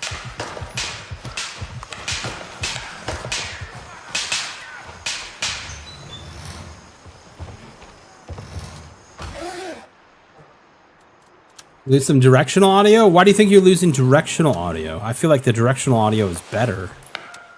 Maybe you just want to make sure they're fully in your ears so you're not hearing anything else outside of your room.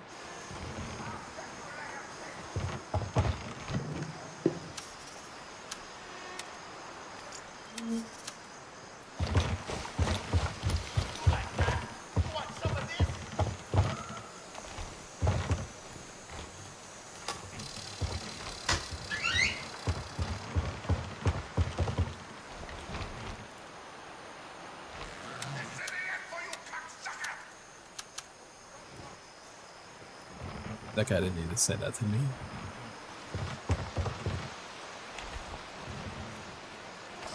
I saw the perfume in my tactical wallet.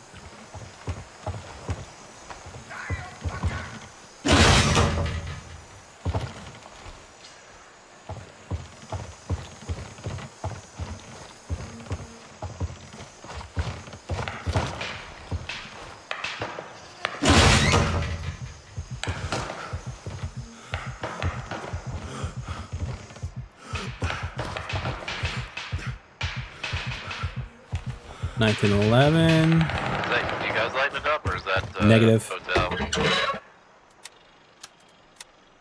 It is not me.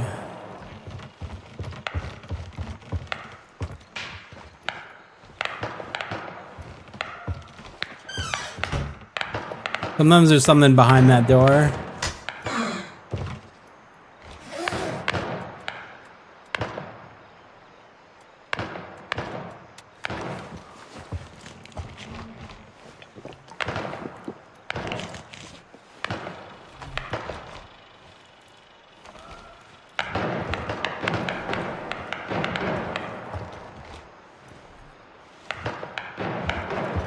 Never anything in this gym.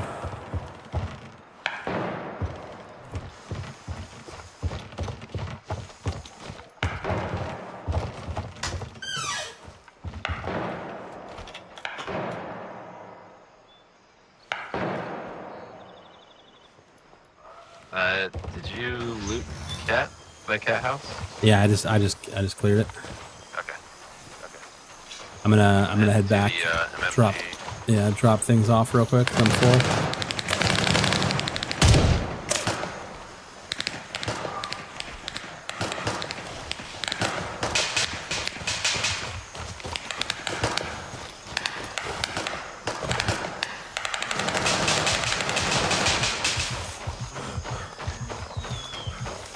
Do my 50% hearing loss and tinnitus, it's probably me. Oh, dude, you know, that's tough, man. I have a little bit of that from playing music for 20 plus years and not being smart and wearing earplugs all the time.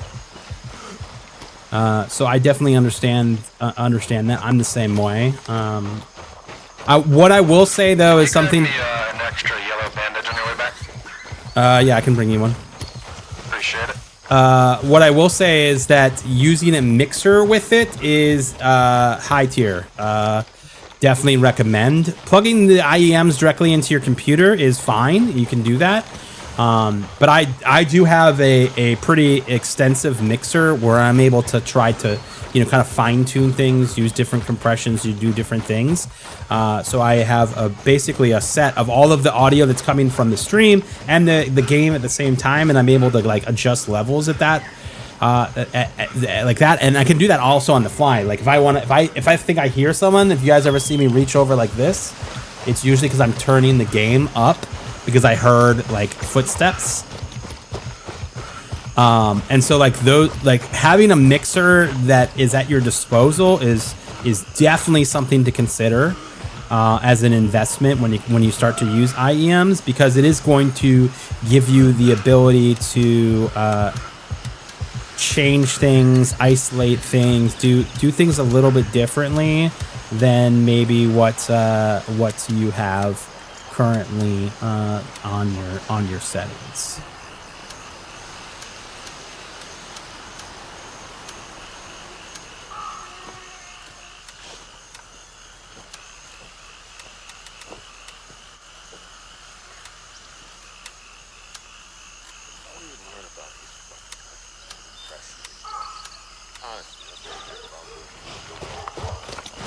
Alright, I'm on my way back. Oh, you use a Go XLR, so you already have one. That's awesome. So what I would just recommend doing is setting your going in and start to tweak your settings a little bit, and get to a point where you can have it at a low volume and then slide it up a little bit when you need it in those situations. That can be very helpful as well. But yeah, man, I miss the Go XLR.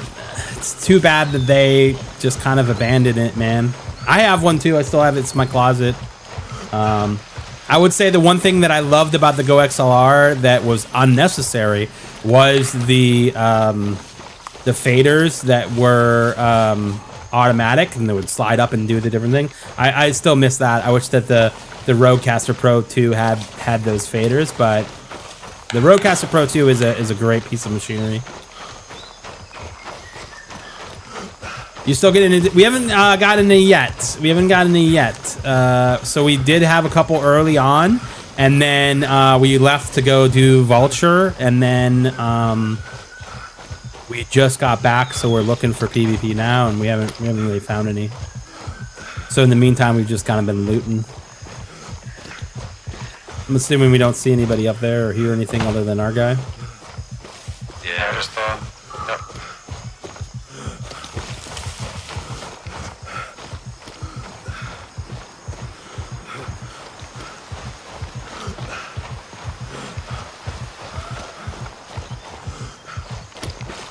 All right, bandage delivery coming up.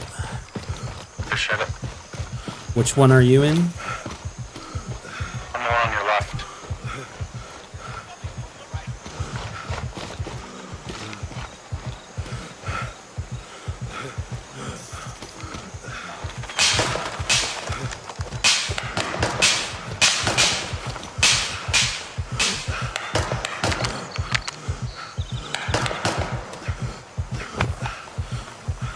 Ah, look at that.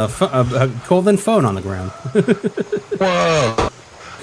Was that payment for some bandages? Yeah, appreciate it. I literally went through 2 already. I literally went through. Did we hit this house or no? Yeah.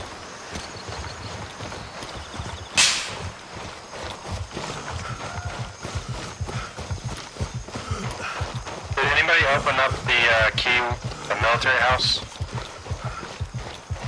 Which one? I think it's Catherine. Yeah. I better hit the gate house, yeah.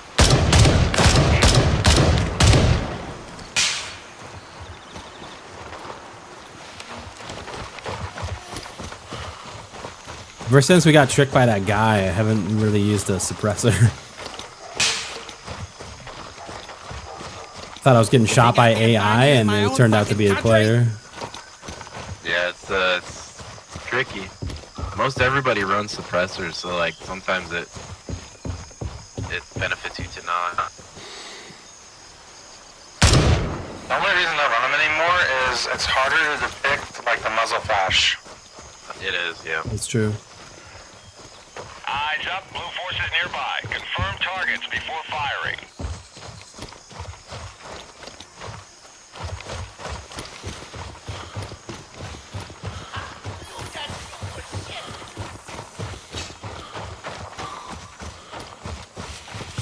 There's a good chance he may not hit the bottom yet.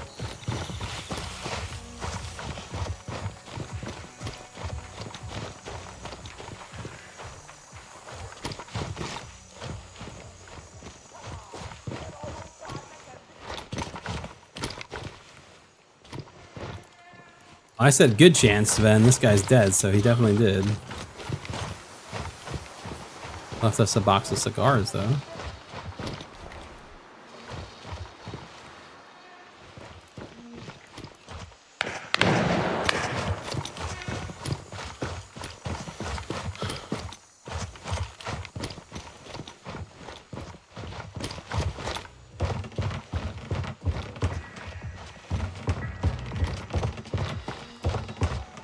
Blueberry just left. Left with all the loot, too.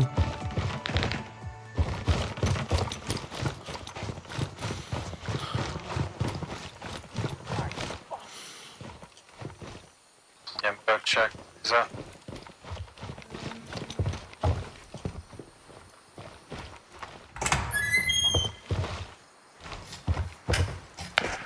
Oh, I need this.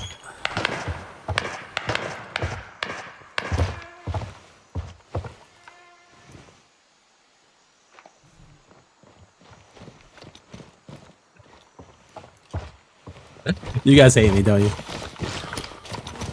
It's never gonna get old, chat. It's never gonna get old. I'm gonna go check the clubhouse at the golf course. Yep, yep. Yeah.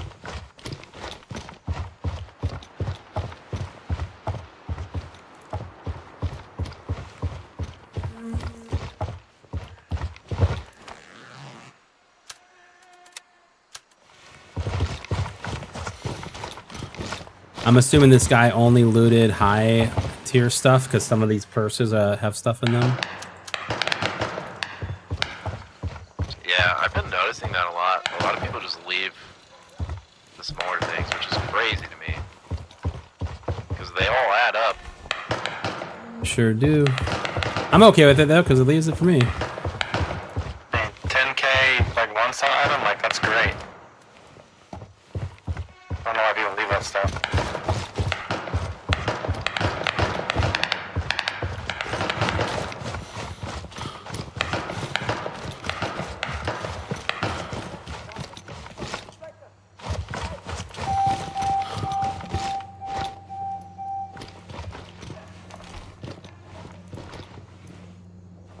He must have found something in here worth it. He missed that though, which is kind of crazy.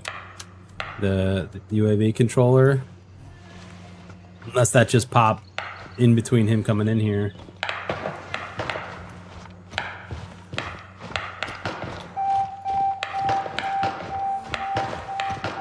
A lot of people forget about this backpack right here.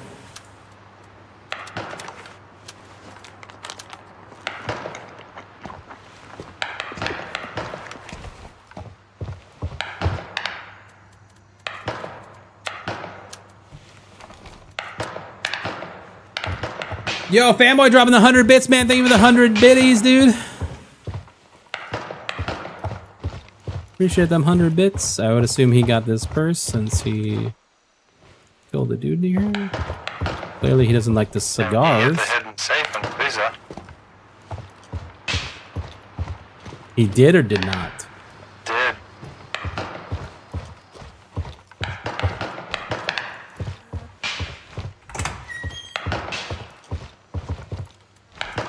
And this guy's looting looks a little sporadic. Like he left some stuff, he took some, like some stuff. Like these are all low-end items, so I get that he left them. Left on the low value bit. Yeah, pretty much.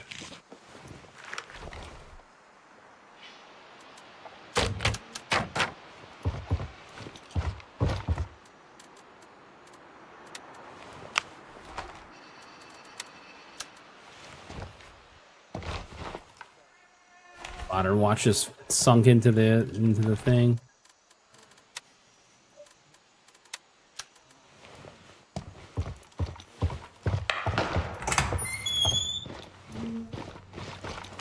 Oh, there's my other grease bucket. Damn it.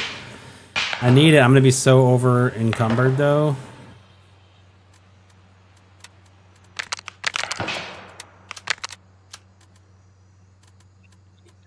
Drop you.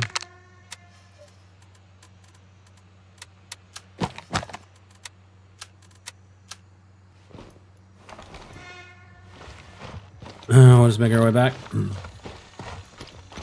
Not even, we're not even gonna go up higher because I don't want to have to make other choices.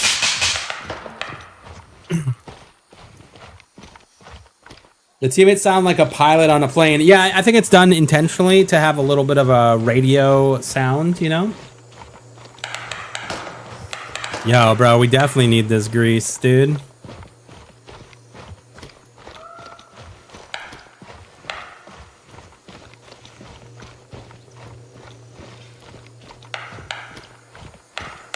We definitely need it. Your bag looks like I robbed a pawn shop, dude. It definitely does, dude. It definitely does, dude. I have a new idea. What's your new idea, man?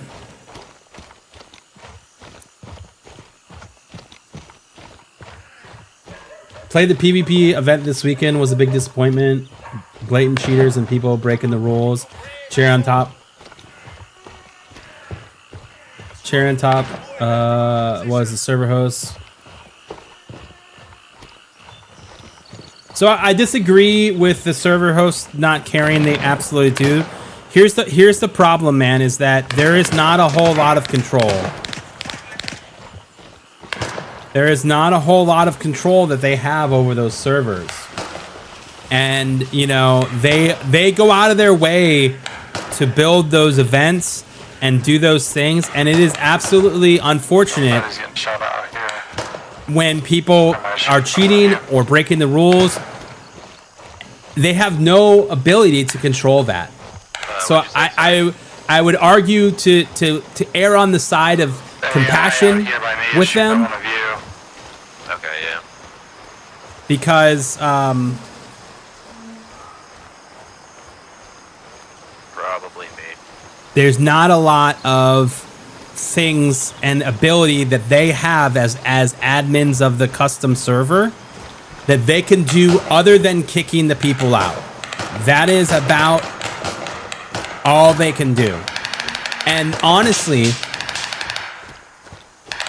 everything okay over there? Yeah, I'm dead. I got A- swarmed. By AI? Yeah. Like you were in coma? Yeah. All right, I'm gonna drop my bag and come to you.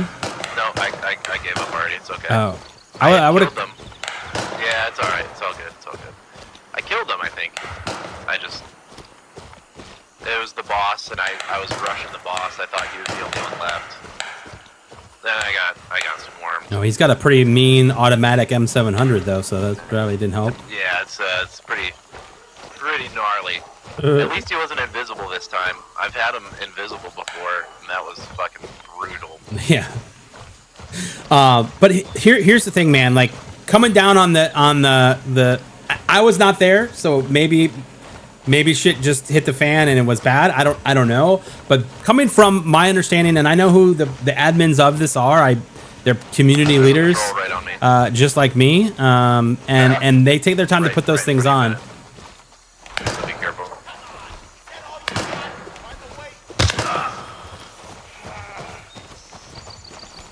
Hey. You need anything? You need health? Are you good? No, I've got heals in my butt.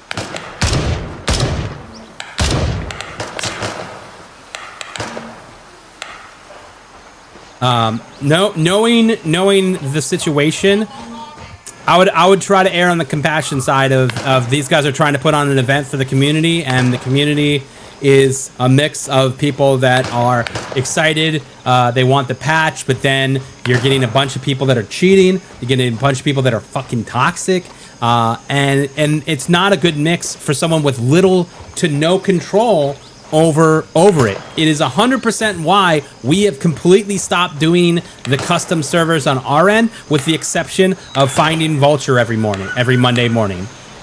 Every Friday we used to do custom servers with the community, and we fucking stopped it because we had no control, dude. There was nothing that we could do to like do any sort of like policing on people following the rules, doing everything. Like it sucked, man.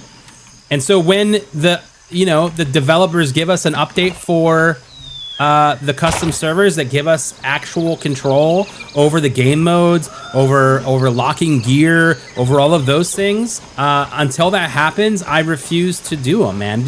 Just because I don't refuse to do them. I refuse to host them because it doesn't allow for the ability to maintain like an actual event, and so I feel bad for those guys that put that on, man, because I'm sure it was coming from every freaking angle, man. I'm really sure it was, dude.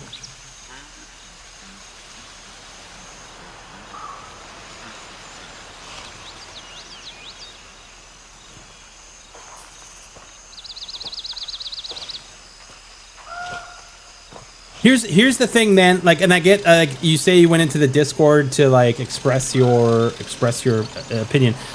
Totally fair. Most likely that's gonna get timed out. They're already dealing with the shitstorm. You know what I mean? Like they're already dealing with a bunch. Like clearly the event is going awry, right? Like it's not going the way that it's supposed to. So like they're getting it from all angles, and at that point in time, it's like getting that. I'm gonna assume you came with constructive criticism. Again, this goes back to my other videos that we've posted about like, hey, it's easy to say, yo, this fucking sucks, but it's better to like give them, hey, this was bad, this would be a good way to fix it. Hey, this was bad, I would love to see this in the future. Like those conversations are meaningful and most likely aren't gonna get you timed out. Most likely. When it's like, yo, this sucks, I hate you, this was terrible, fuck this game, no one's bringing anything to the table there. You know what I mean? Like, most likely, especially on Discord or Reddit, those things are probably going to get timed out. You know what I mean? Like, it is beneficial for you to think your thoughts. And I'm the blanket statement. I'm not directly talking to you with did this. anyone check the hidden stash at the groundskeeper? No. Yeah, I checked them. Nothing. This is a blanket statement, man. Like, bringing constructive criticism with feedback. Like, if you have an opinion on something, that's cool. But bringing and attaching a solution to that feedback, to that criticism, is going to go so much farther than being upset. Like, I get being upset. There's plenty of things in this game that I'm mad at. But I don't think that I've ever been like, yo, this fucking sucks. Even with the cheating, I'm like, hey, the cheating is out of hand. It's not me just bitching about the cheating to the devs. You know what I mean? It's like, but it's me saying, hey, the cheating is really bad. Is there a red flag that happens on an account when they get an 18 KD and they are automatically alerted to staff, Madfinger staff, to manually review this account? Because that seems like that should be a no-brainer fucking thing that happens. You know what I mean? Obviously, I didn't say that because it's a little bit on the toxic side. But you know what I'm saying? Like, that is the feedback that I always try to give, is like, hey, this thing sucks. Here are my thoughts why it sucks. Here's how I think you could do something and make this small change that could make it better, right? And like, it takes a little bit more time to talk about it. It takes a little bit more time to like put your words and your thoughts together on it. But I think that it goes a long way in the conversation of what's happening in the game when we do those things. What is the game called? It's called Gray Zone Warfare.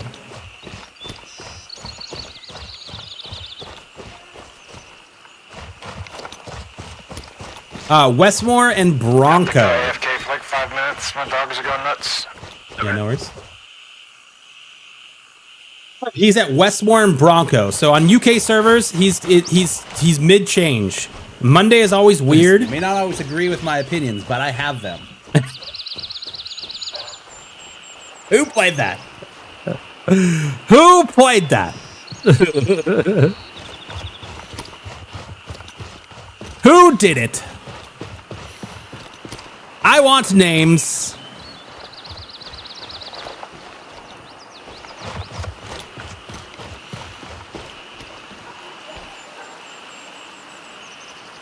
I want names.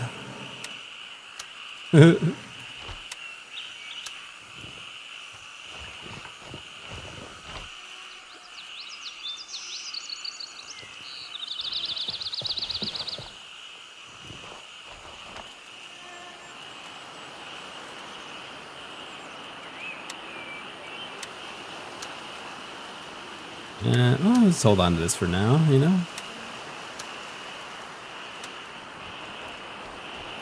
The dog ate my homework or something? Yeah. That checks out, actually. Damn, Popin, you did get surrounded by these guys over here. Oh, yeah. They were coming from sure every did. angle, dude. Yeah, there's bodies everywhere. I was literally just like whipping around back and forth, full autoing.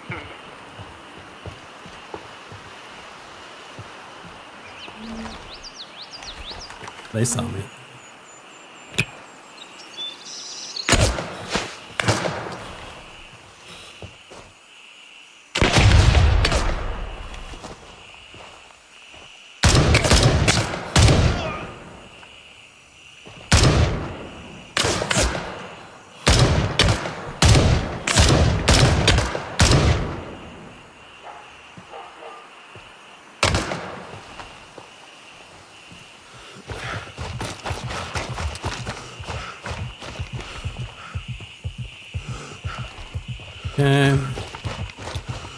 Again, I was not trying to be critical of your comments and your distaste for the event that happened this weekend. It is unfortunate that the game is in a state where people are blatantly cheating. It sucks that people are breaking the rules. Again, that's not necessarily on the people hosting the games, the custom servers. There's just not any way to enforce rules in the current build of the custom servers. Oh, dude, I almost shit my pants there, dude.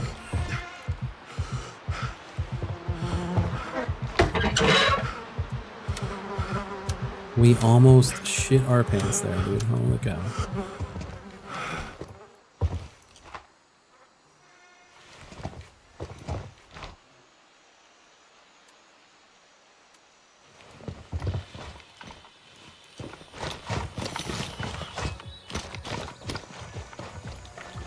When you drink or eat the energy drink, it gives you longer arm stamina. Would be cool if there was a blue line.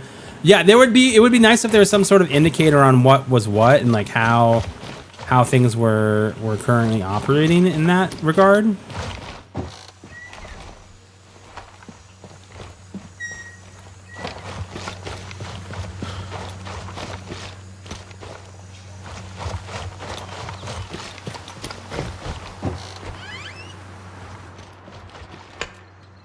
Would be nice.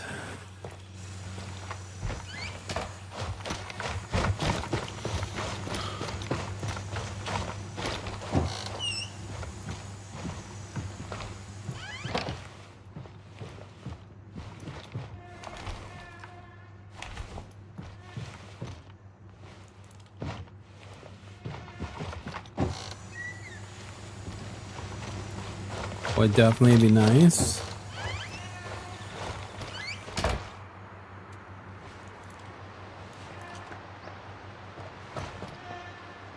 I think that's the guy on the roof that I just heard. Yeah, that's the guy on the roof.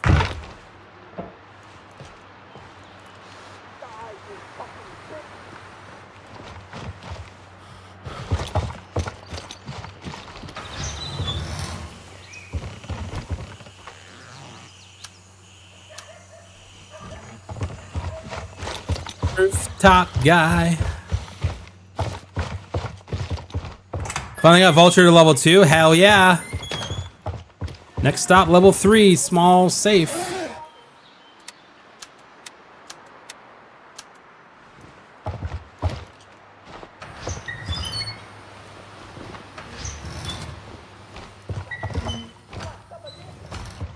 Dude, we're finding this red perfume, which is super rare.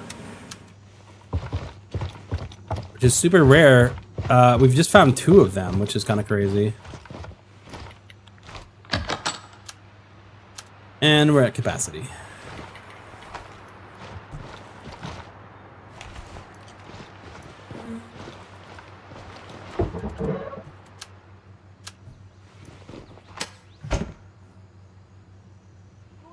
It's pretty quiet over here. Don't drink Stuff Yeah. start respawning already. Yeah, I just looted the main rooms again.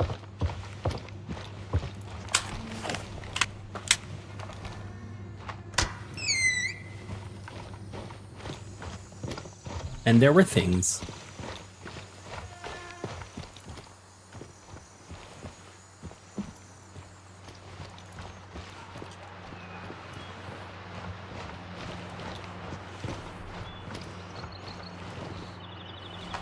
Boink.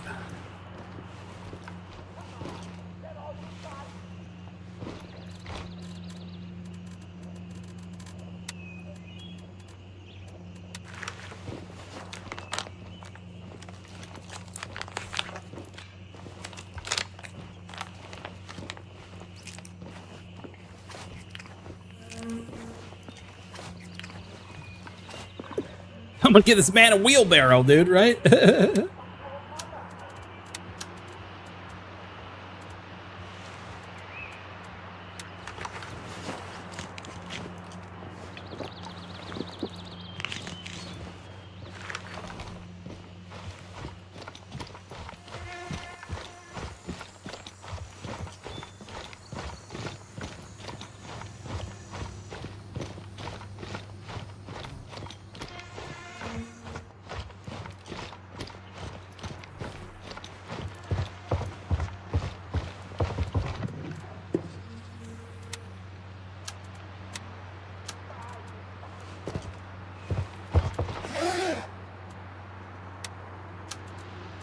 Oh, hello. Can put you here. We don't have the carton of cigarette missions currently, so I think we're just gonna 30 seconds. take those.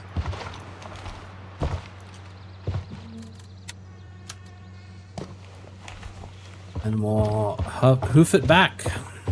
Yeah, I only really looted the top floor. Okay.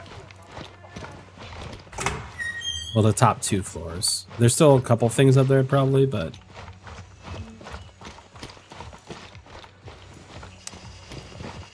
I'm on my way. Raven on station and ready to pick you up.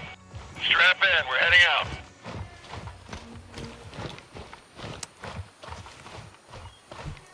Something that would be cool in this game is if you go and if like you went and you hit those like in the hallway, there's those cameras and you put on the little camera device. It would be cool if in your hideout you could hack into them, you know, and like see the actual camera. Hello. Hello. See like the actual camera feed.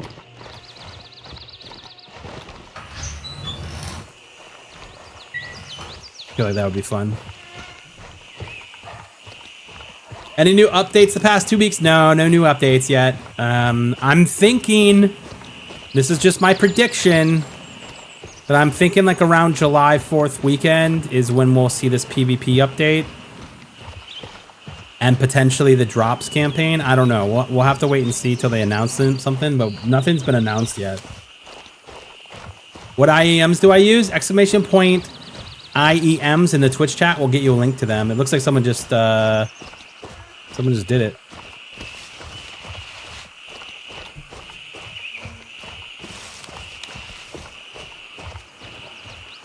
I was about to ask you about Twitch shops. Yeah, no information yet other than that they're happening and that we know that we're going to get camo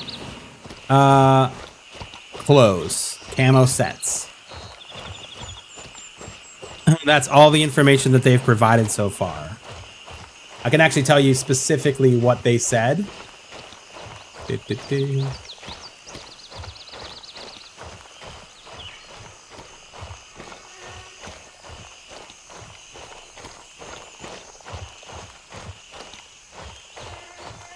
All right, so they basically said 3 complete camouflage sets, 1 unique era-inspired set, and 2 highly sought-after camouflage patterns that many players have been requesting.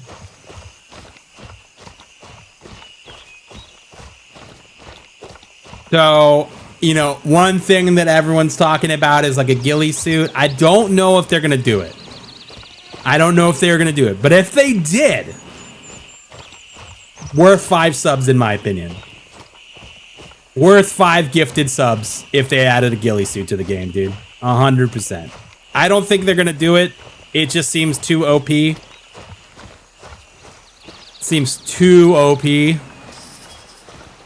But I do think that we'll get some really good custom camos that are going to make sense, that are going to blend really well with the environment.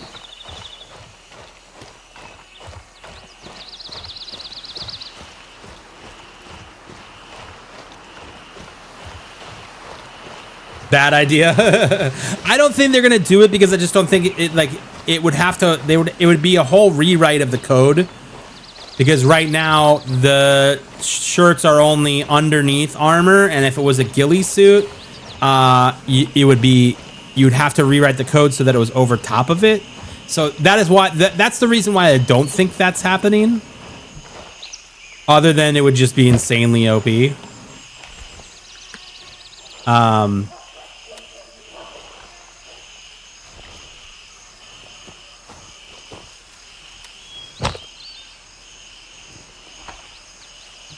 Oh, I thought I had it. Dude, it almost popped immediately there.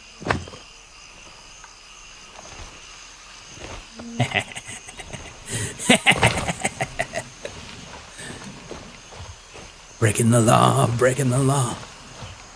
They're gonna patch that at some point.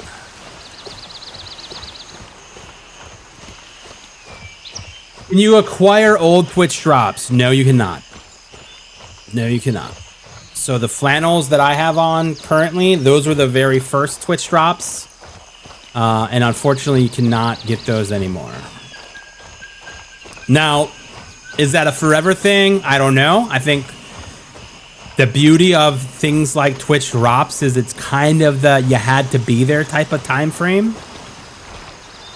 And that's good. I think that games need those exclusive, limited time ability to acquire things.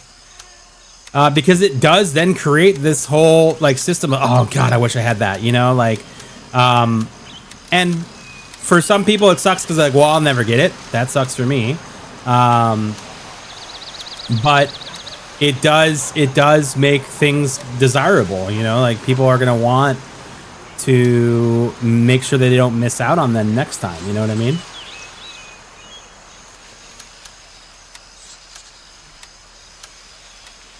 So it's not the worst. Not the worst thing in the world that they exist in the way that they do.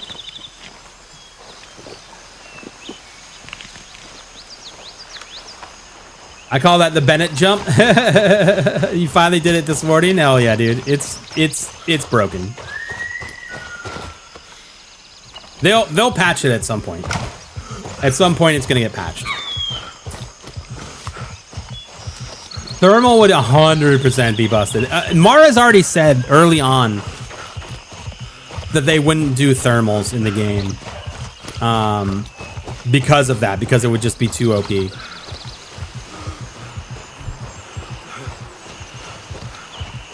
They need a store. Like, what do you mean? Like a IRL store where you can buy merchandise? Or like... Or like a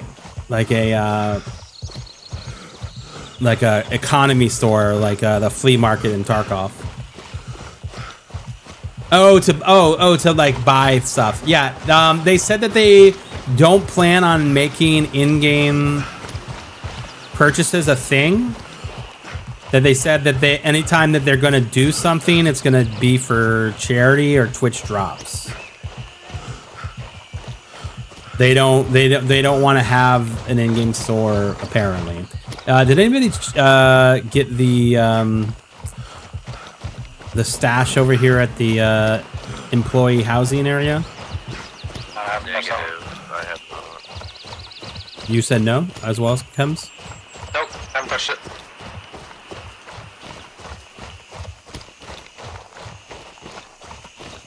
I think the tasking system, this update is the worst that it's been since launch of the game, personally. And I know that a lot of people worked hard on that, and I appreciate that.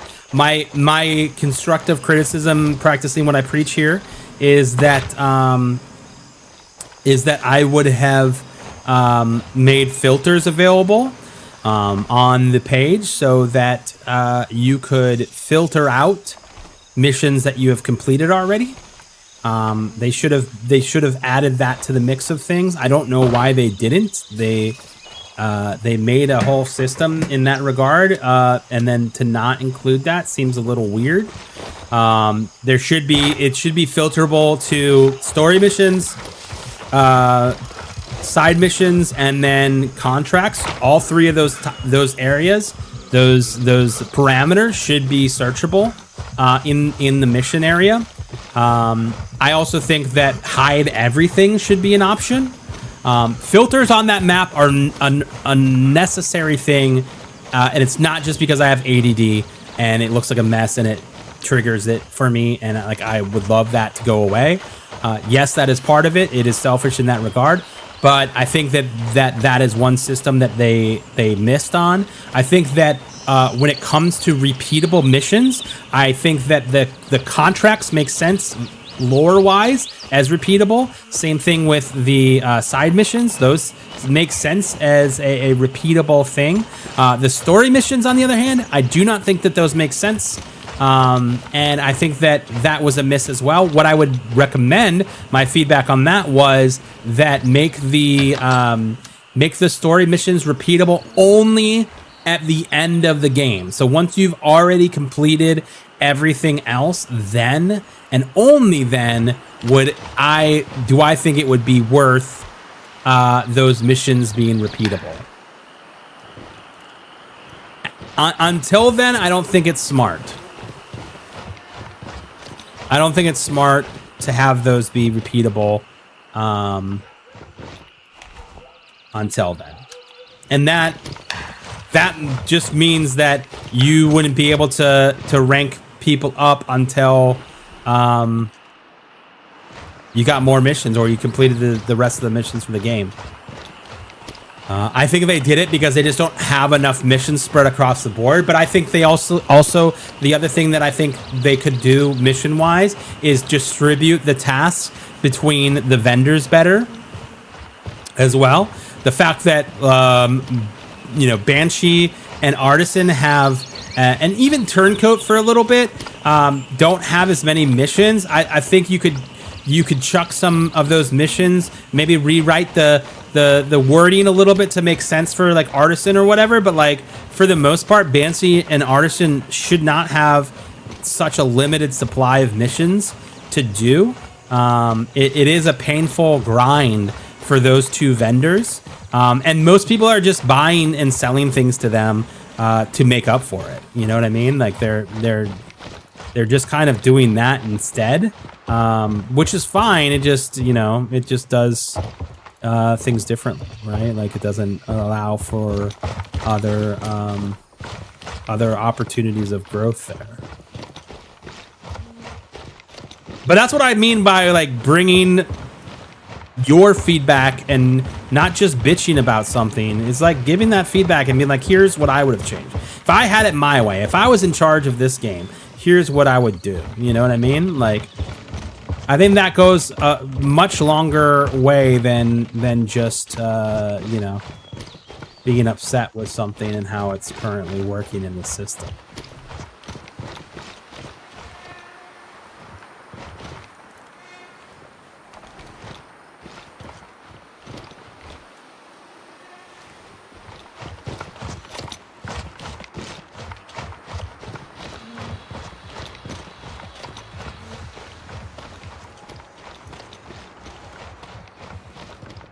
Yeah, we have talked to them about doing some sort of public event system, airdrops, something. I mean, airdrop seems like the easiest way to do it.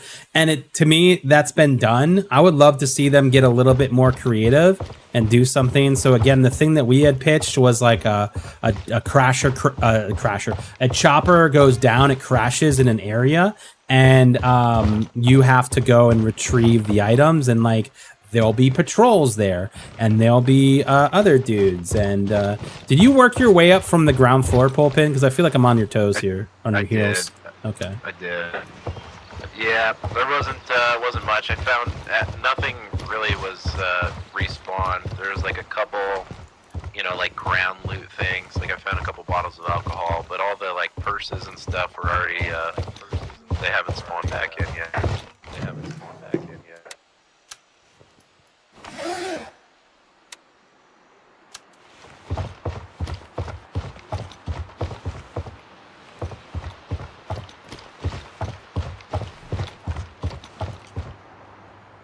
We need better progression overall. Maxing out vendors should not be the way it is now. Either have level 4 just being like cosmetics, like golden barrels and pits. That could be cool. That could be cool.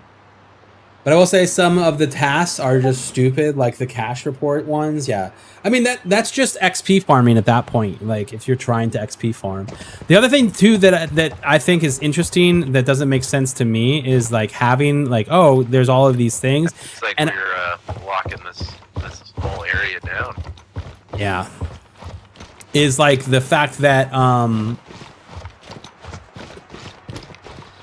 the real purpose of those repeating tasks is to rank your level up, but getting your level to max rank doesn't really do a whole lot, like it doesn't really do much. Hey Kev, did our blueberry die down by you? No, he's a tomahawk. Oh, okay. Doesn't really do a whole bunch, like, oh hey, I'm level 50, what did that get me? Nothing. You know what I mean? Like it gets you nothing. So it's like you're replaying these tasks for what, right? I don't know. I'm not sure.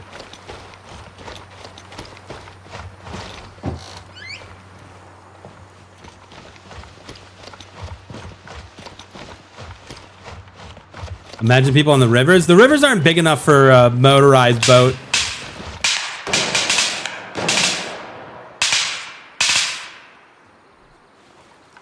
Assuming that's you killing AI. Yeah, it's me. Yeah. It spawned as I was walking out the door.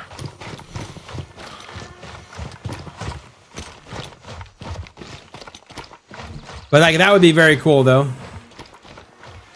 Does my code work on Elgato products? Yes and no. Let me. I've exclamation point Elgato in chat. I think is the code. The damn it Bennett code doesn't work, but the link does.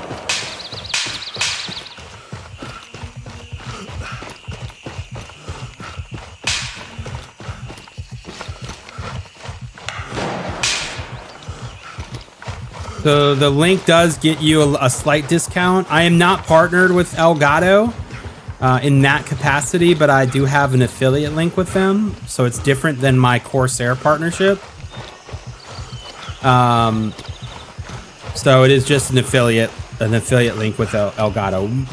We are working our way towards trying to lock in an Elgato partnership. But as of right now, that is all that exists for us. Well, are you looking at a specific Elgato product?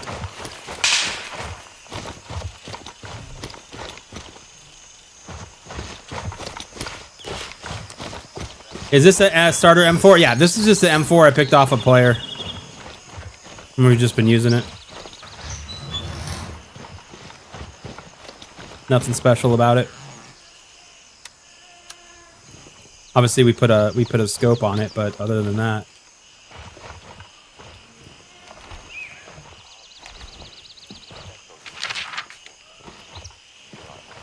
Other than that, nothing special there.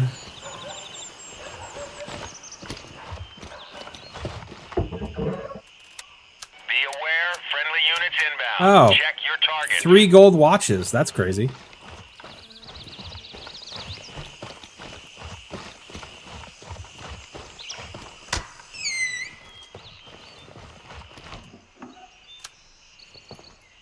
Put booze in the safe, dude. That's hilarious. Oh, he's need pain meds. Might as well.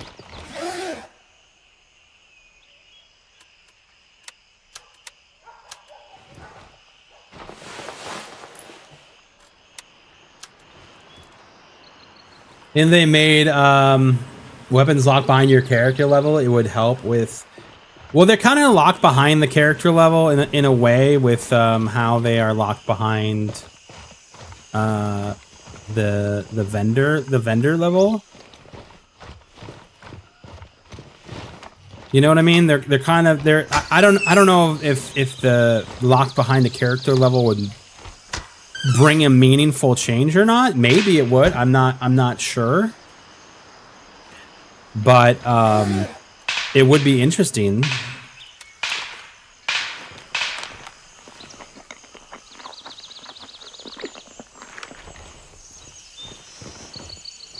Definitely would be interesting.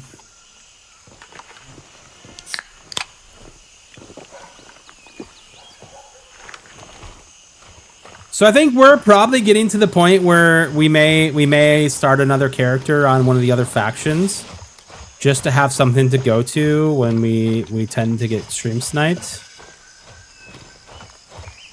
Because then they're gonna have to team kill us at that point. You know what I mean? But both of our characters, we have a Lamang character and we have a Mithras character. And right now, both of them are at level 0. We have done no work on either of them. I think we'd probably start with Mithras because we have a, that's where our supporter edition currently lives.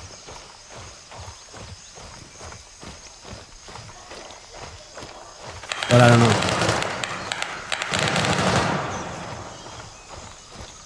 Alright, our blueberry just died at,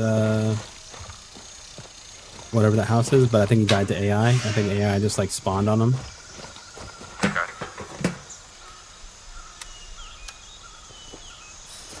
Contact. Thor is under attack. Ooh, action. Let's go. Everybody's still there, by the way. No, there was one in Louisa.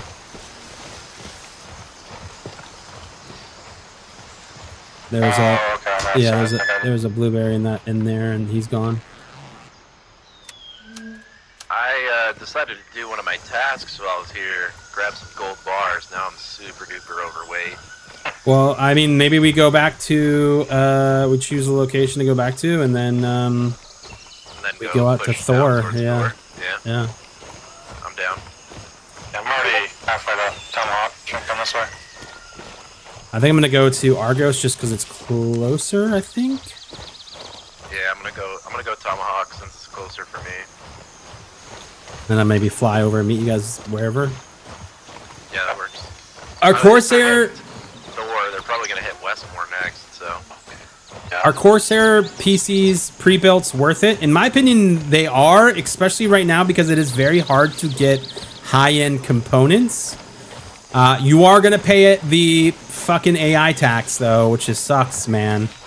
RAM and GPUs and storage right now are way above market price because of the AI bubble. So you're going to have to deal with that. That being said, I do have one Corsair pre-built that I use, and it is the Corsair 1. I built it out to the extreme back in the day when it first was available. So we have an i9, whatever the best gaming i9 was. And at the time, it was a 3080 in there. And that's the PC that I take on the road with me. So when I travel, I bring a whole streaming kit with me so that I can still stream every morning. Because I typically travel a lot for work. Attention, Thor is no longer under our control. And so... That took them a minute to take it. Sure did. So basically, we have that pre-built, and it's an all-in-one PC. It's actually pretty small. It fits in that road case I showed earlier at the stream. If you type in !PC, though, we do have some links to some recommended Corsair pre-builts. I think !PC is like the max, the real good one. And then I think starter PC, which is the more of the entry-level gaming PC pre-built from Corsair. Did Kems, did you hit the little camp with the duffel bag and purse on the way? Yeah. Okay. Yep. What do I do for work? I work in esports. So my title is Director of Esports Growth and Development for Full Sail University. Been at Full Sail for almost 20 years now, which is crazy to even think about. But yeah, man, esports. So that's part of how I can do the things that I do, streaming and content creation, all land in that same kind of bubble when it comes to esports and gaming. And so I travel a lot. That's where all these badges are from, all the different gaming and esports things that I've gone to. Yeah, man, it's awesome. I love my job. It is kind of crazy to think about that this is my full-time gig, but that is what I do outside of stream. That's why I end stream at 10 a.m. Monday through Thursday. It's because I go to campus. I go here. I live in Orlando, and that's where Full Sail is. So we go to campus. We have a whole land center built on campus that I helped build and design, and it is we've got 50 high-end gaming PCs. It's where our varsity teams play out of. It's also where we do our production for our weekly competitive matches on Twitch. Twitch.tv/Full Sail Armada is the channel. And then we also have the largest esports arena on any college campus. And I'm talking like full actual arena. It's the Full Sail University Orlando Health Fortress. It is insane. It is full-on spectator arena. LED out the wazoo, man. It is awesome, dude. And that's on our campus. We also have a live venue that we put on a lot of big esports events at as well. Currently the home of the Madden Championship Series. So if you are into Madden and you watch any of the pro Madden stuff that they do where they give away millions of dollars to the winners of it, that all happens from our campus here in Winter Park, Florida. It is sick, dude. Like this, like it's crazy again to me to think about like that's my full-time gig, but it is. It's interesting that the red perfume, the pink perfume fits in there, but this one doesn't. Head that way. All right. But yeah, man, that's my full-time gig, dude. I love it, man. It's awesome. It's a dream job, dude. It's a dream job for sure.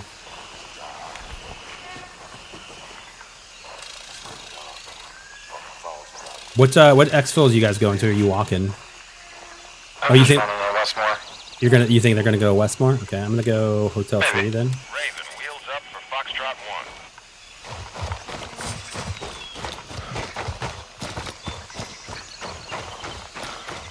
1. You went to Full Sail long ago? That's awesome, dude. What did you study?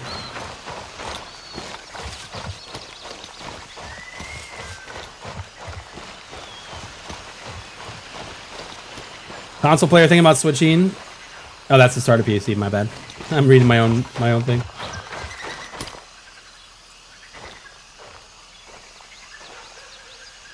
Oh, that does a PvP when everyone bands together. I mean, that could be a very cool thing, man. Like working together as all of the factions fighting against something. That could be cool. They did talk about like a rogue faction. Like if you do things deemed negative to your current faction, that you could get kicked out of the base.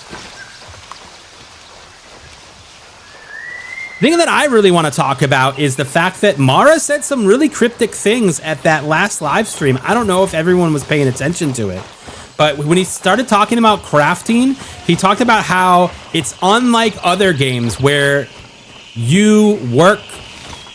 Like he meant, again, he's speaking in a different language. His native language is not English.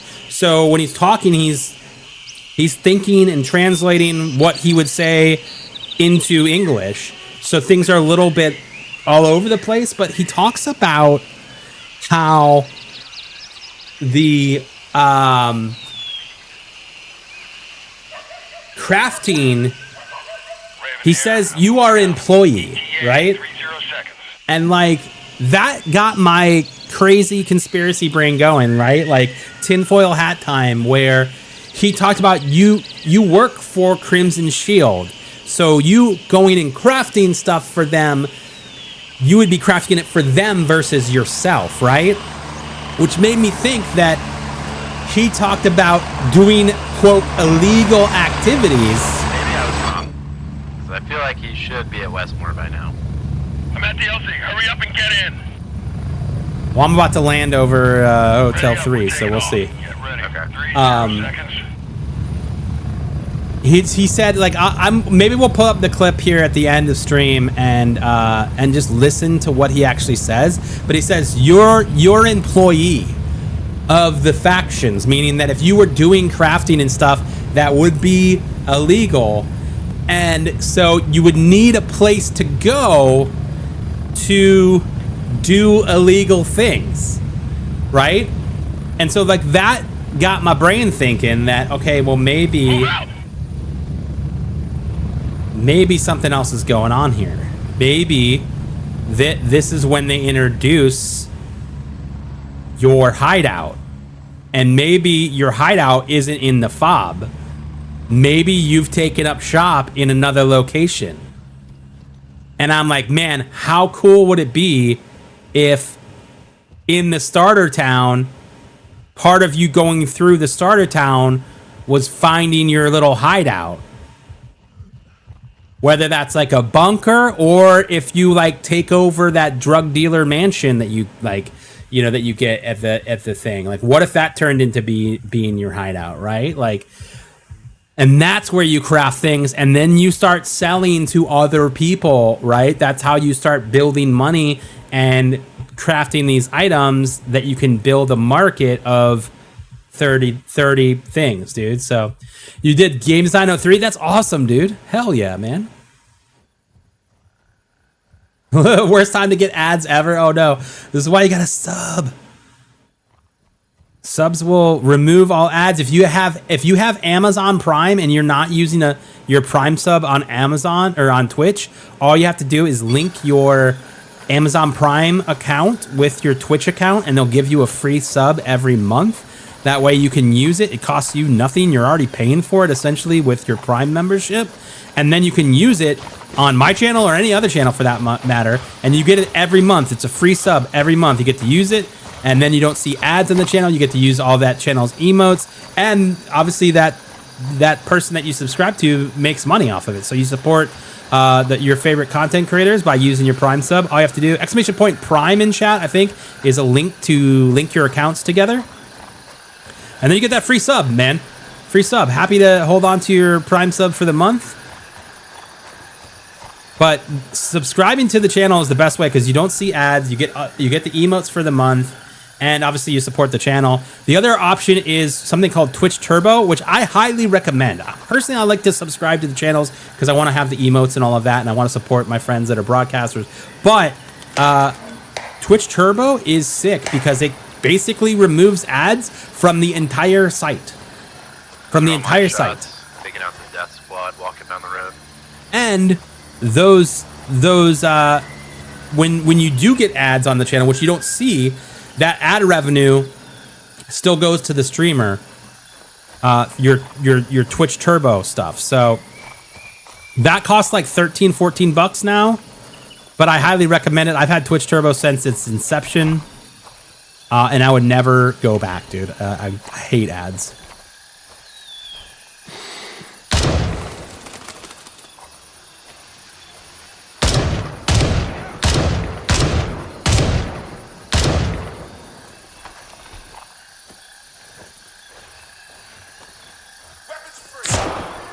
Thought I saw him in the woods over there. That's why I got up and exposed myself.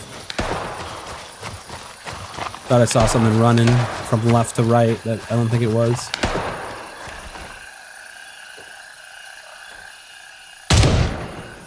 Got any player movement or no? Negative. Okay, clear in the woods south. Copy. Heads up. Cops friendlies in the area. EID before engaging.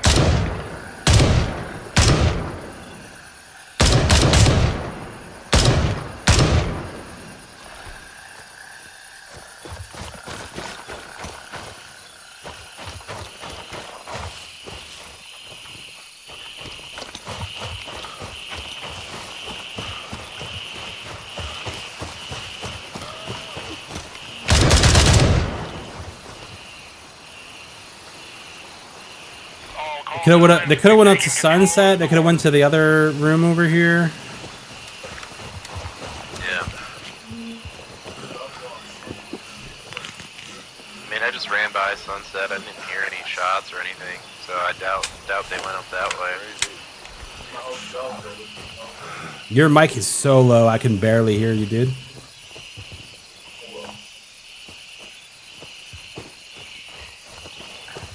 that any better? Oh, no, not you. The blueberry here. Sorry, my bad. No, you're kidding.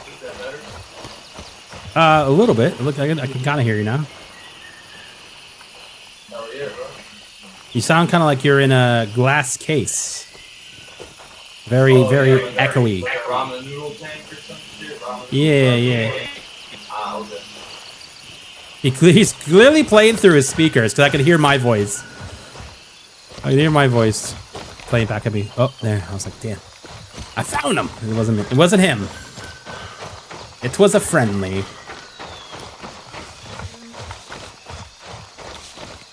Hello. Dude, I saw you moving. I didn't see the blue bands at first. I was like, oh shit, I found him. Yeah, no, I figured, a lot of people will take Thor and then just camp right here and wait for people to push in. So I was like, maybe he's camping somewhere. I mean, that is a good little angle right here, Yeah, this is where we were. Remember last week when we were fighting those dudes? Yeah. destroyed those two guys right here.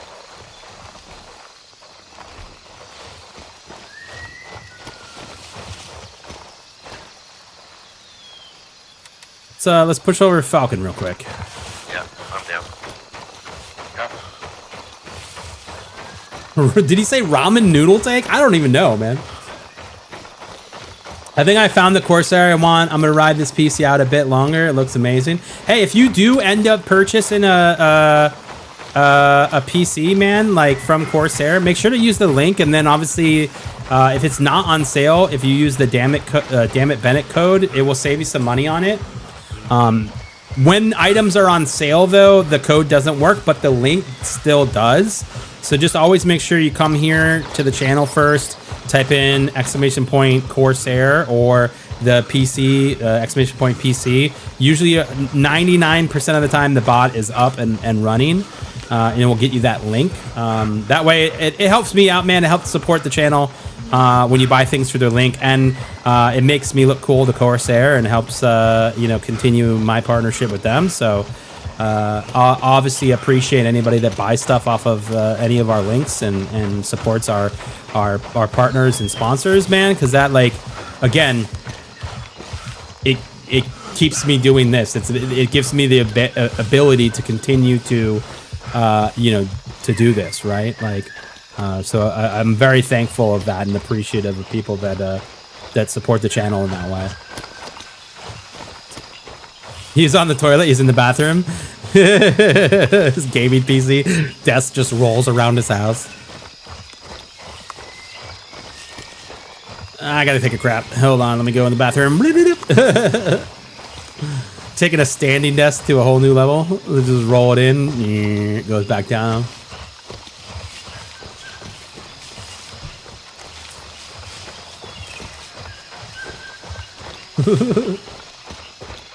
New follower, really liking your content. Hey, thanks so much, man. Welcome, dude. Wild Big Tex, man. Welcome to the channel, man.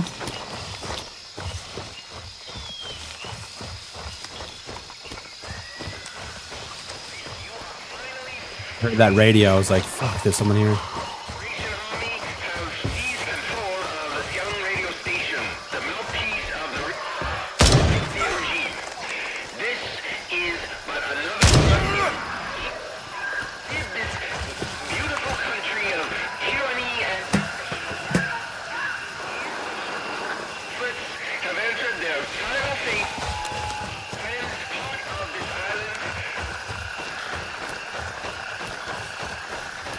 I started this game in the beginning, just came back after laying off for a little over a year. Hey, what do you think of the updates, man? There's a lot, dude. Obviously, there's some issues with the game currently, but I mean, like, if you haven't played it in a year, you were maybe in 0.2, probably 0.1. So, I mean, there's been a lot of changes, dude.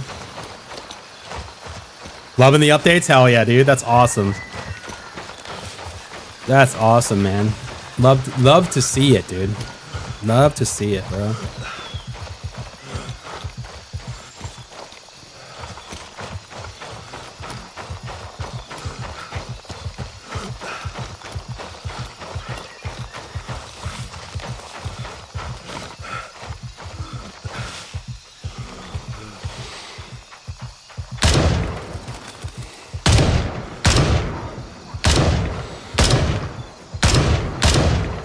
How was that last one not a headshot?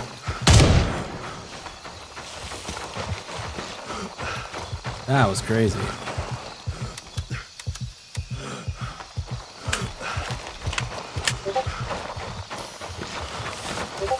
Did you have like 2 million? Oh no.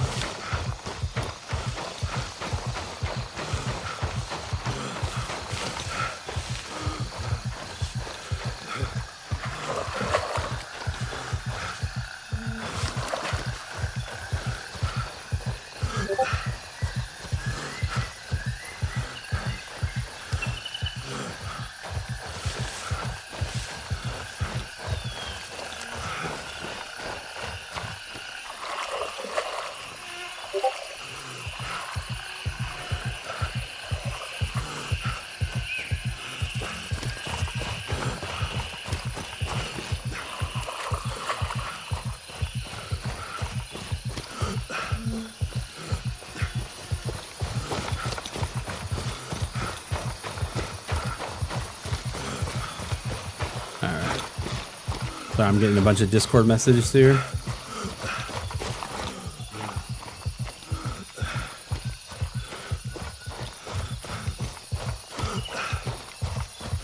AI are still bullet sponges. I would love to see some AI be real challenging, man. Like, I know bullet sponges are, it is a thing, but man, like seeing them be smart and difficult, I would love, man. I would love that.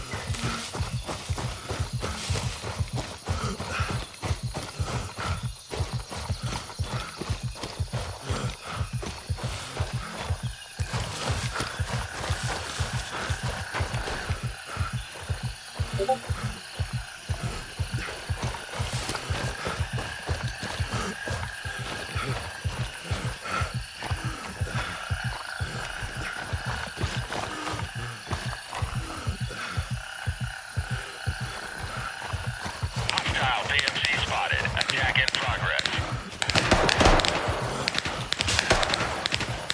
That's gotta be our blueberry going full auto there.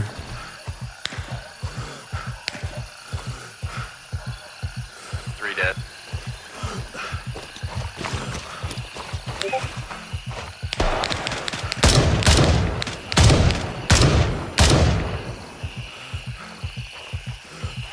I feel like there was someone underneath the house. I saw a muzzle flash.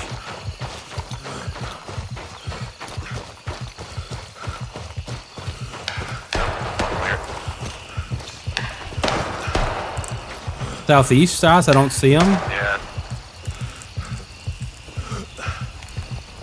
Objective secured. Falcon is under our control.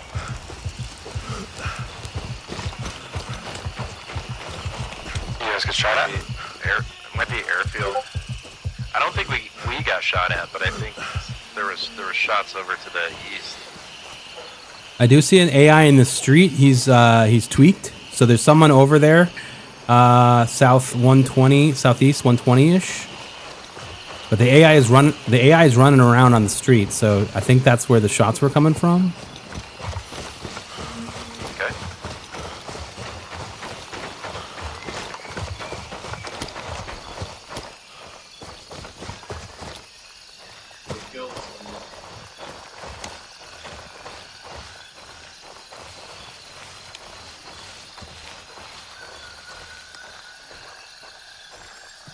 The AI is still in the street. He's standing down now, though, but he was moving around.